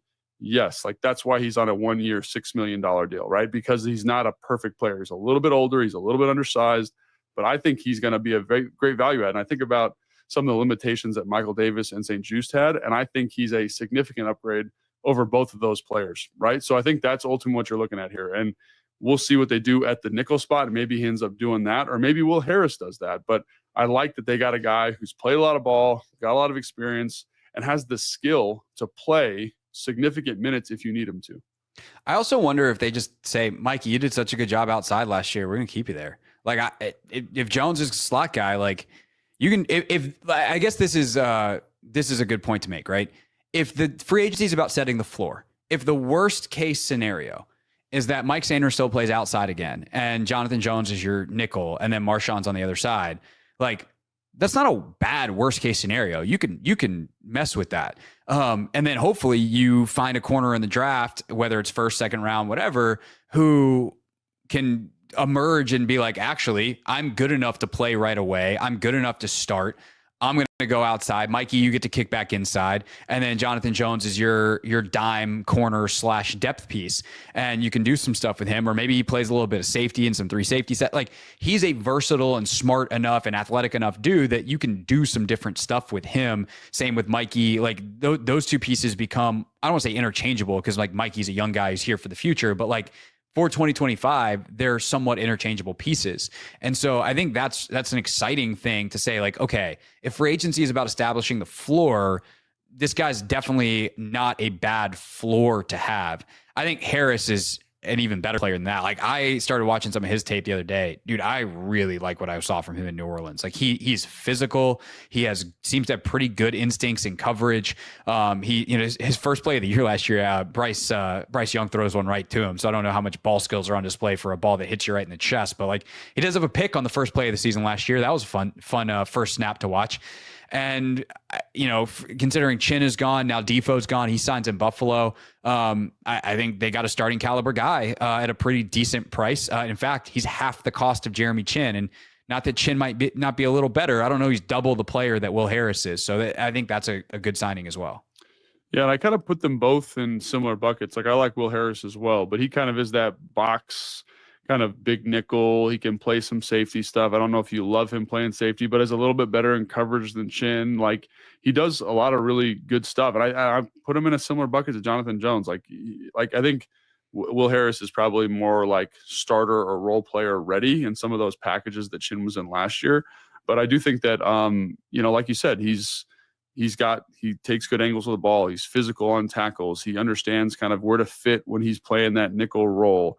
Is he the best in man coverage? No, but is he serviceable? Yeah. Like, is he always going to be a matchup you're always kind of like wringing your hands about a little bit? Yeah, but it's really hard to find elite coverage players that can play the box and play high level man coverage. And I think the interesting thing, when you were talking, I had this thought, both of these players are good players, and talk about setting the floor. Like, shoot, you feel like Will Harris was great last year for New Orleans, and so was, to a certain extent, Jonathan Jones. Like, they were really good floor players for a team.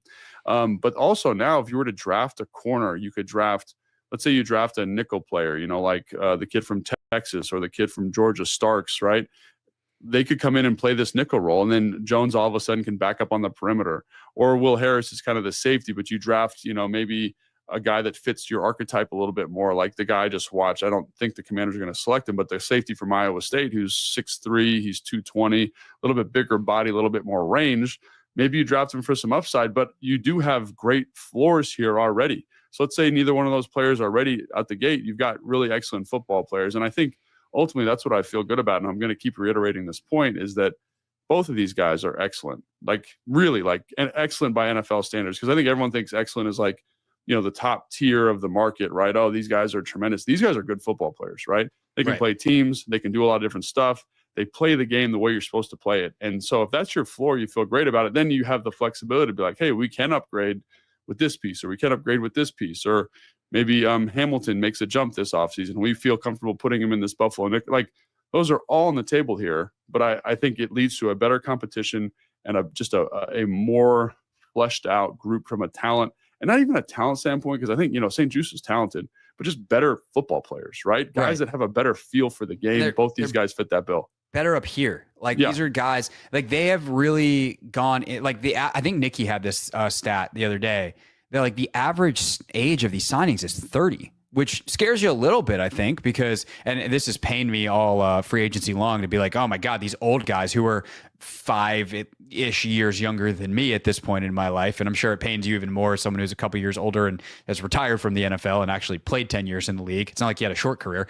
But like, that's a little old for NFL, but like, these guys are also at the tail end, or maybe depending on the position and the guy, in the middle of their primes. And like, mentally, they're solid. Like, there's just going to be a intelligence to this football team that hopefully the physical skill sets are there, but they're not going to have like the confidence or the crises of confidence that you had with a Benjamin St. Juice last year. Yeah, and I think that's the other thing that is really tough about the situation for Adam, is that you not only do you have to make sure the team is getting better, but you have to make sure the team is experienced enough to make a run in the playoffs if you have to. If everything works out, you kind of catch that lightning in the bottle again, you're making a run. Like, we need football players who are good enough and mature enough to handle that, while also getting younger at the same time. So that's where it becomes extremely, extremely difficult. And we didn't really talk about this with the Laramie Tunsil thing, but like, I think there's a semi-awareness or an understanding of like, hey, we need picks this year. We're going to try and keep our 5 as many picks as we can this year, because we know we need young developmental talent on the roster while also maintaining this high floor that we're talking about. So I think that's something that's kind of paradoxical about this group, is bringing in older guys that have some experience that can play football right now is extremely valuable for this group. But you also kind of need to say, hey, where are we getting younger? And I think that's where the Kinlaw thing is really interesting to me, because at 27 years old, he's still got a lot of runway here, and he can be a piece you can build around if he does figure it out.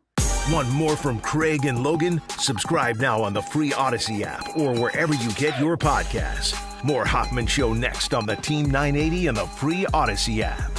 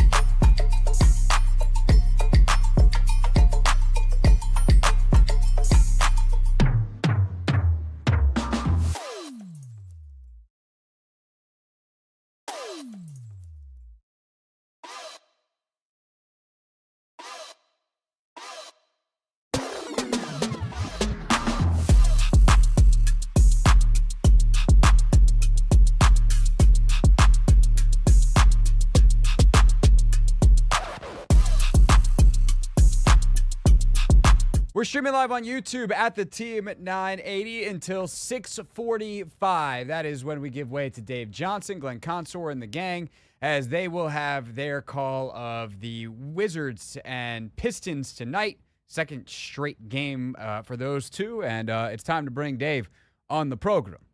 Right corner, Kismet open for three. It's there. Time to get the radio party started. Feeds now, the right block. Now, Sar, slam. It's time for Dave Johnson on a Wizards game day. Blocked by Koulibaly. Left wing George. 3 on the clock for three. It's there. Feel like busting loose. Busting loose. Crossover, step back three. Oh, Jordan Poole. You are cool. Feel like busting loose.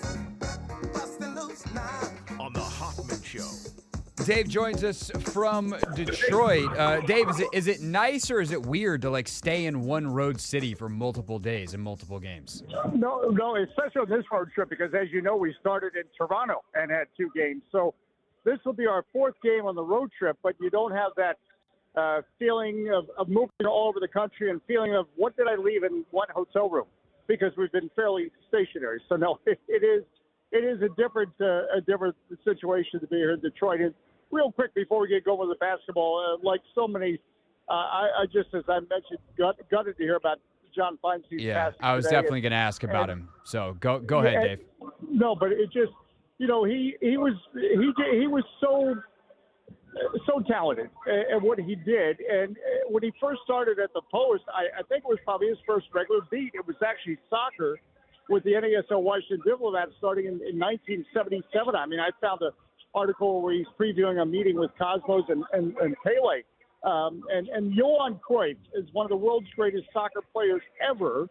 And a year after John covered Johan Cruyff, he invited him to lunch the following year and presented Feinstein with his number 14 jersey. So, at a time, and for if the soccer fans listening to this at a time, 78, 79, 80, the sport was not covered in a big league way, but everything John Feinstein did was in a big league way.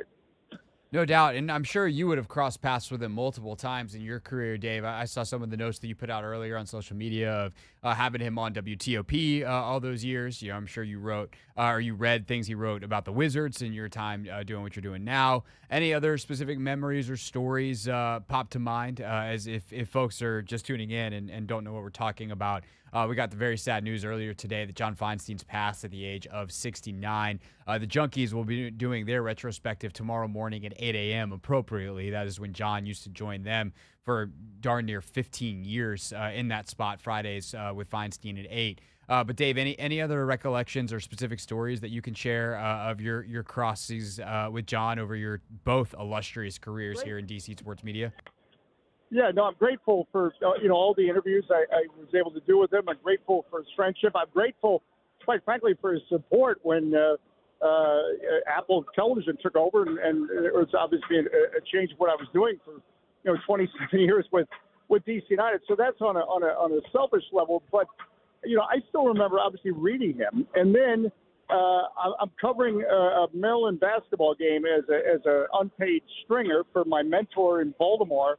And the way I watched him in the locker room and the way, he's on deadline and the way he would ask, different questions. At one point, he scolded, it kind of intimidated me as a young guy, probably like 20 at the time. He scolded some television reporter for saying, well, that's a stupid question. Excuse me, I got to ask this. Because, John, to get to his point, was determined and he could be brash at times. But as I witnessed that, it always just struck me, this is just a regular season game. This is not the ACC championship game. But every article to him, every story he told, it was important to him to be able to convey the best, I believe, to the reader. And that's why he went on to become a best-selling author and really the sports chronicler of my generation, certainly. And I think, he's unparalleled or unmatched, I should say, in that category.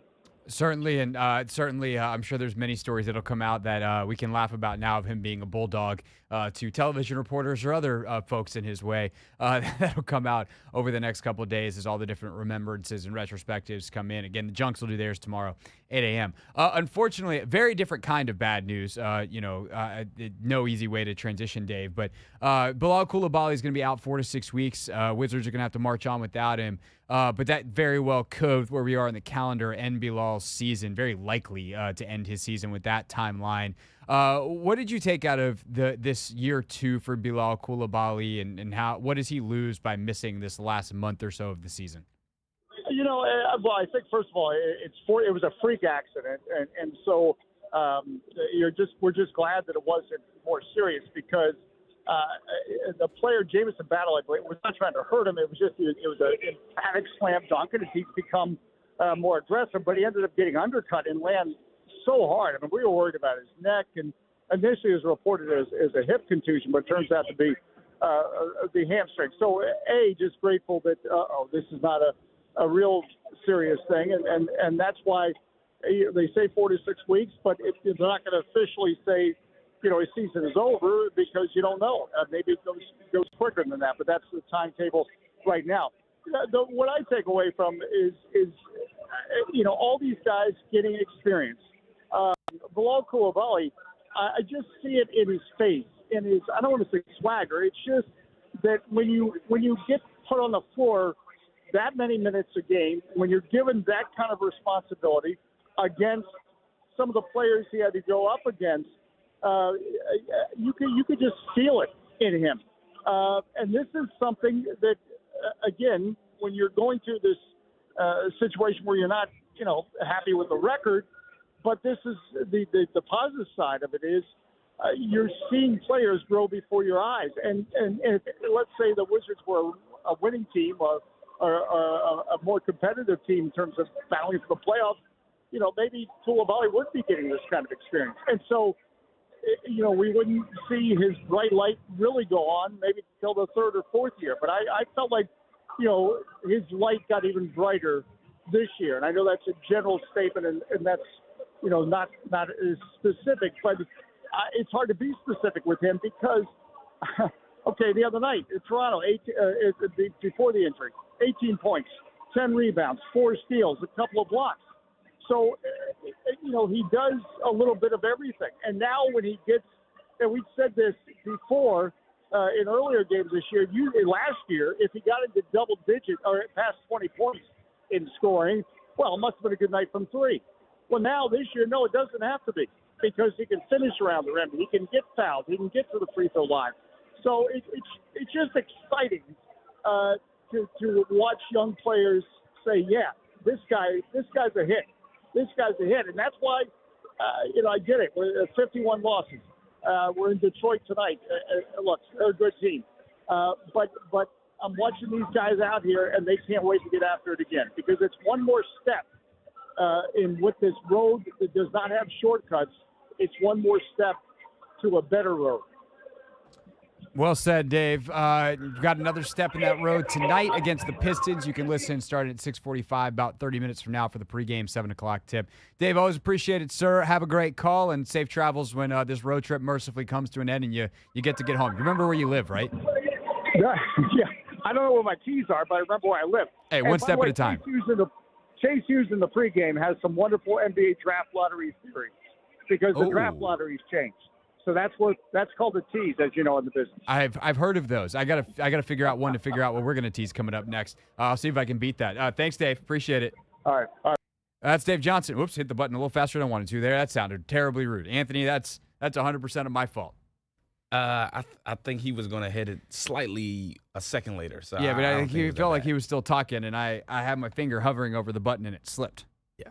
How about this for a tease? Commanders have made more re-signings, and a guy that I thought they were going to re-sign is headed out of town. Tell you who next. Boom! That's a tease. But first, the latest in the world of women's sports, presented to you by Wawa. Chicken how you want with crispy or roasted chicken sandwiches.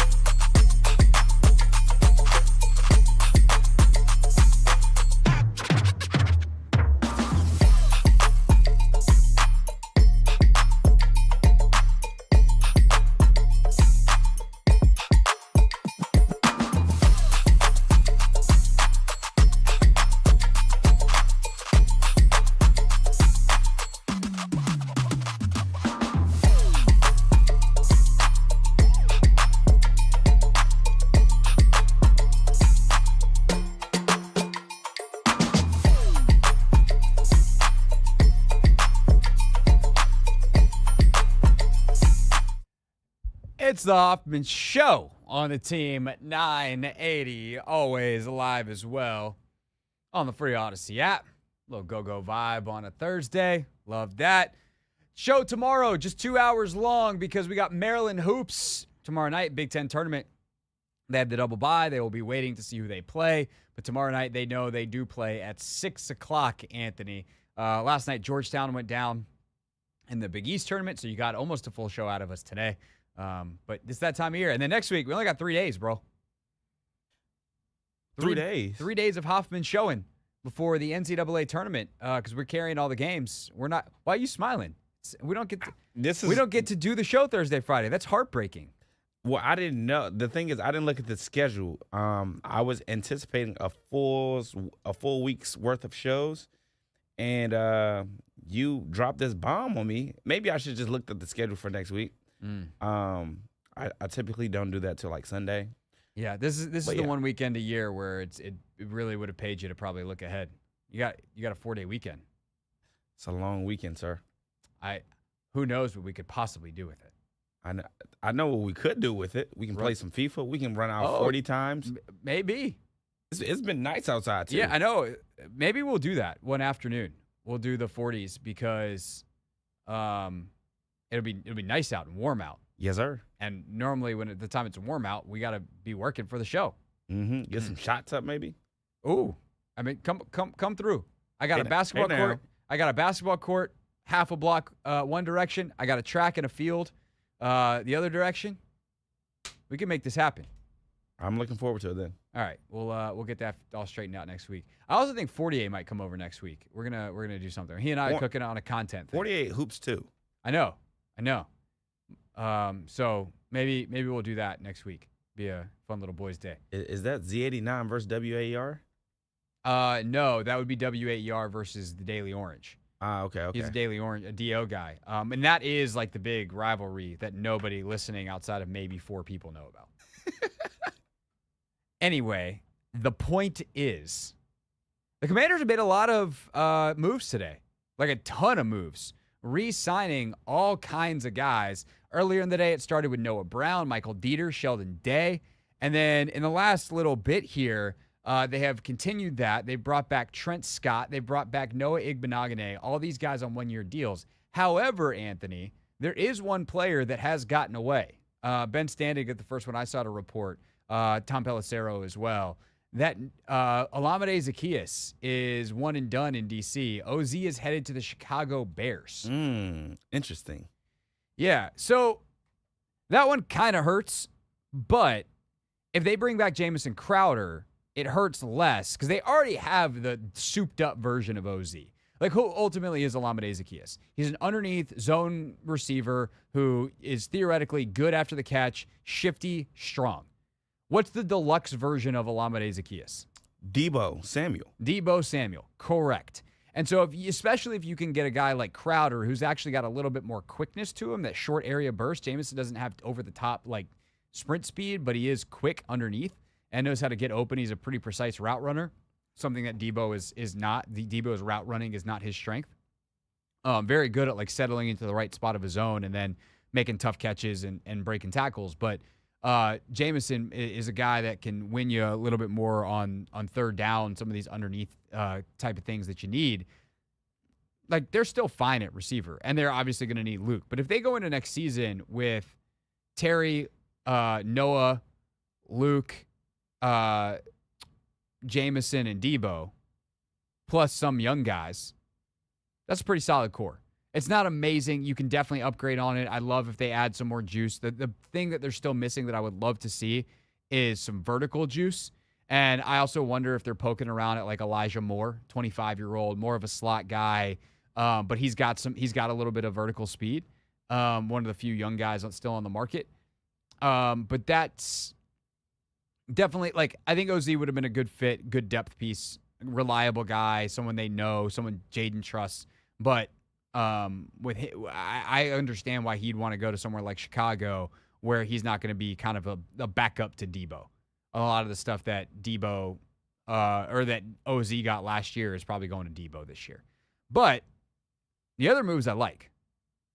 The other moves I like Trent Scott is a potential swing tackle, or as a fourth tackle. Trent Scott's not a great football player, but is he a good fourth tackle in the NFL? Sure, he's an NFL football player. Dieter's probably nice to have in the meeting rooms and stuff, especially throughout the offseason. I'd be almost surprised if he winds up making the actual roster, but we'll see. Who else? Oh, Sheldon Day, another big body. Like, let's have that guy in camp and throughout the process. And, if Eddie Goldman beats him out and Sheldon Day doesn't wind up making the team, that's fine. But the thing is about these guys who are kind of baseline NFL players is if you have someone, especially a draft pick, Anthony, who beats him out, well, that guy's definitely an NFL player. And it might look a little different, might get a few more mental mistakes, but also might get a few more upside plays, whatever, versus the kind of steadiness of a vet. But, this is, again, a good floor to put underneath your team, and then hopefully the draft allows you to hit a couple unexpected home runs or doubles or triples, and those guys can wind up being bigger contributors than it maybe looks like right now in the depth chart before the draft. Yeah, I mean, and Sam Fortier actually put this out earlier, but Joe Wood, he really loved what Sheldon Day brought to the team last year. He talked about him last year during the season about how consistent he was and how hard he worked. So it's good to have some of those guys back in the building. I will say the one guy that was a surprise was Michael Dieter, and you said, you'll be surprised if he does end up making the actual roster. It was just, the fact that we had, if he's a guard and, you're bumping Trent Scott in to, play over him and, not leaning on him, why necessarily go there? So that was the only person I would say raised my eyebrow, but all the other guys. He's a vet who's been around, and again, he probably has value in the meeting rooms. And I think the funny thing about the NFL is you actually wind up carrying 90 guys for almost as much of the calendar as you do. Actually, I think might be more of the calendar than you do 53 plus the practice squad, right? And so if you can get to 90 somewhere in the next, theoretically, you could be at 90 as of yesterday at 4 o'clock, right? So you're allowed to have 90-man rosters as of 4 o'clock yesterday. That's when the league year starts. So from the league year starting on March 12th until final cut down day in early September or late August, that is 5 months where you have 90 guys in the building. And then from cut down day until your season ends is 4.5, 5 months that you have the 53. And so when you talk about setting your culture and your habits and how you practice and all that kind of stuff, a lot of that gets established. Now, you're not there every day, but a lot of it gets established in those early OTA situations. How you work is phase 1 OTAs. Your strength coaches implement that as much as anything, and your veterans implement that because your field coaches aren't out there actually coaching guys. That's all conditioning work. Then phase 2 of the OTAs, you get out there on the field and you start to really get it. And a guy like Dieter, he's not an amazing NFL football player, and he really struggled last year. I'm kind of surprised that they even bothered coming back. But if someone were to be like, hey, it's actually not about, in the same way that Marcus coming back, yeah, Marcus was good last year, but having Marcus back is as much about what he means for Jaden and what he means for the team as opposed to what it means for what happens if he has to play quarterback. I wonder if Dieter's a guy like that who's just awesome to have around and is a guy that they can rely on to help teach other guys the system. And if worst case scenario, other guys don't pan out and all of a sudden he's your last lineman who makes the team, he's got positional versatility and, so be it. Or you go find another free agent and bring that guy in. But at the very least, you can rely upon him in year 2 of the system to be smart in the meeting rooms and be able to pull a guy over on the sideline and be like, hey, watch for this, or make sure you're thinking about that because he does have a fair amount of NFL experience. No, that's valid for sure. All right, when we get back here on the Hoffman Show, we wrap things up with real things real people said into real microphones.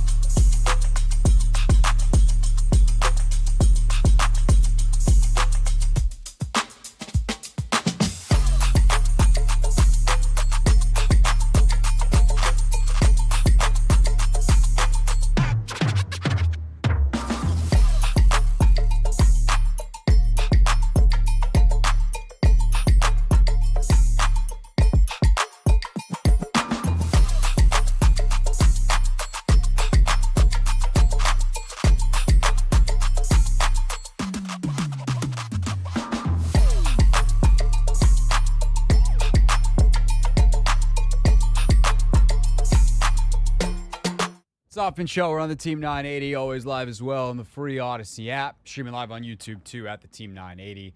Other names that re-signed with the Commanders today, I don't think I got to everyone. There's been so many, but someone in the chat, the YouTube chat, was like, don't forget KJ Osborne. Also re-signed. Curious to see if he can be a contributor this year if he winds up not making the team. Because the way he played last year, he basically didn't make the team. He was inactive basically every week. But we'll see. Hoping that he can. I like some of what he puts on tape. He plays hard, and that's important. And that's the thing I think overall that Logan and I talked about Anthony in that Take Command segment is like you flip on the tape of all these guys that they brought in, and you go, oh, I get why they signed him. Not that he's like the greatest football player, but they all fit the mold. They all play hard. They all play physical. They all play with a sense of urgency. They all hustle. You're not finding a ton of snaps of these dudes like loafing after the play. And that stuff matters in the NFL because everything matters in the NFL. And so it's a fun team to watch, fun team to root for. And hopefully they can, have another magical season because in terms of the actual goodness of the football, Jaden's exceptional when he's protected. And now they has a better left tackle and he's in year 2. And when you have a quarterback like this, if he is what we think he is, then anything's pretty much possible. Yeah, I mean, how much – the fact that we had, like, so many guys that were, like, so similar, KJ coming in, how much of a factor do you think him just coming in, I guess, middle of the season probably played into him not playing? Definitely played a factor because the offense, it's not that it's the hardest offense probably to learn, but it was definitely a different offense than the one he was used to. And but I like the fact that now he's been in it. He can be here from day one, and either's going to pick it up or he's not. But they have competition in multiple positions. Like, that's what they want. You want a culture of competition, and they're not afraid to bring in multiple players and have it. And they know how to manage that too, because sometimes, you bring in competition and it gets toxic and teammates hate each other and it's a bad situation. They know how to manage it. And, you had guys that were fighting each other for snaps last year that were each other's biggest fan. The way that receiver room supported each other last year, with all the who's the number 2, like those guys were awesome for each other. And I think that's the real character of a winning team.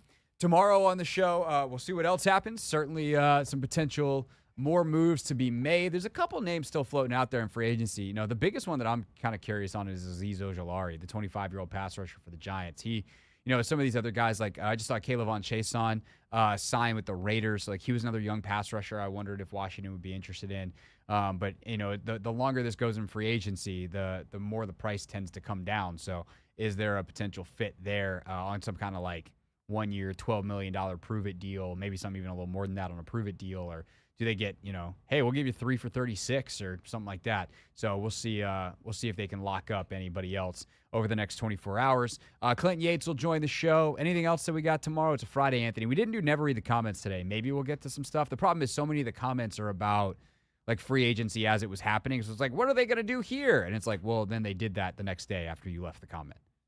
I mean, there might be some names in the comments that are still out there. I saw Mekhi Becton in today's YouTube chat. Yeah. So, like, it's people like that. I'm not anti-Mekhi Becton. I'm not either. I don't know that it's my priority, and I think he probably wants more money than the Commanders are going to want to give him. Yep. But if Brandon Coleman's playing right tackle, I'm not anti-bringing in Mekhi Becton. He did play right guard last year, which is obviously Cosme's position, and they'd probably want him to play left. I don't know. Wouldn't hate it. Big old 360 to 380 pound man. It's a big boy. Jesus. Yeah. So maybe we'll do some Never Read the Comments tomorrow, an abbreviated version. We're on an abbreviated show. As for this show, we are running out of time for anything else, but Real things. We're not going to be sucked this year. Real people. 5 and 11, not very good. Said into real microphones. The culture is actually damn good. I got it, Anthony. I was trying to show you numbers. I got the on 2 out-time. different hands. I got it. You didn't get it, but I got it. Also, it's on the screen today. Oh, yeah. Those are my favorite days because then I can forget and then look over and reference. Anyway, the point is, we have about 2.5 minutes left in the show. This one I loved. Vic Schaefer is the head coach of the University of Texas women's basketball team, And he noticed that there was a couple of student reporters who had come to cover the SEC tournament over the weekend, and he made sure to thank them for their work. So if I'm not mistaken, are y'all my three that drove 16 hours? Yes, sir. No. You two, and who's the third one? Charlie's over there. I want y'all to know, when it comes time to get a job, you put me on your resume. That's really unique, and I'm proud that you guys are here, and I'm proud that you take enough pride in your job that you would do that, because you don't have to do that. And I think people need to know that. So thank you for being here. Anthony, let me just say, as someone who did student media at Syracuse University in the times of Jim Boeheim, slightly different approach. I was about to say, he would have never. What was that? No, he would have been like, are you guys the ones that drove 16 hours? I hate you, you pricks. I hope you get 4 flat tires on the way back. Yep.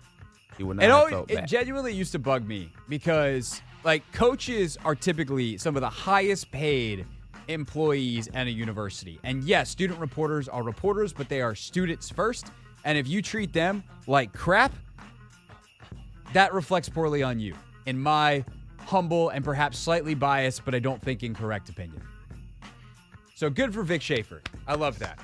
Treat him well. Highlight, hey, because now if I'm hiring for a women's basketball reporter, I might be like, hey, who are those kids that drove 16 hours? I'm gonna go read their stuff. Now they're getting pub all over the place. 16 hours is crazy though, man. As long. Also, Vic, can you maybe throw him a bone for some flights back? Some. I've been like, hey, can we fly with the athletic department? You all got some boosters going or something like that? Would definitely like that. On a very different note, Grady Jarrett. Let's say there's a clip that was referenced in his press conference in his new NFL home that he was asked about, and for reasons that will become clear, the reporter didn't fully quote it. I saw a mic'd up clip with you. I was playing the Packers, and you passionately told Jordan Love to pipe down. Was Go that ahead, just finish it. What else I said? I can't. Well, you better pipe down, little. Go. You better pipe down, little. When you playing ball, man, doing this, being professional and being able to talk and communicate with people is something. But when you playing ball, you cross them lines, you got to be able to go in that dark place, and sometimes what happened in that dark place, it get a little crazy, you know what I'm saying? And just being a competitor. And I talked about mic'd up with some of the new media team here, and I was like, yeah, I know I got some crazy ones. And that was released. So the stuff that's not released got to be super crazy. But you got to have that dog in you, you know what I'm saying? And apparently you have to call Jordan Love a little B. Man, they have some crazy stories out there, Craig, I tell you. Yes, and I can't imagine what gets cut on the NFL Films floor. That's our show. We'll see you tomorrow on the Team 980.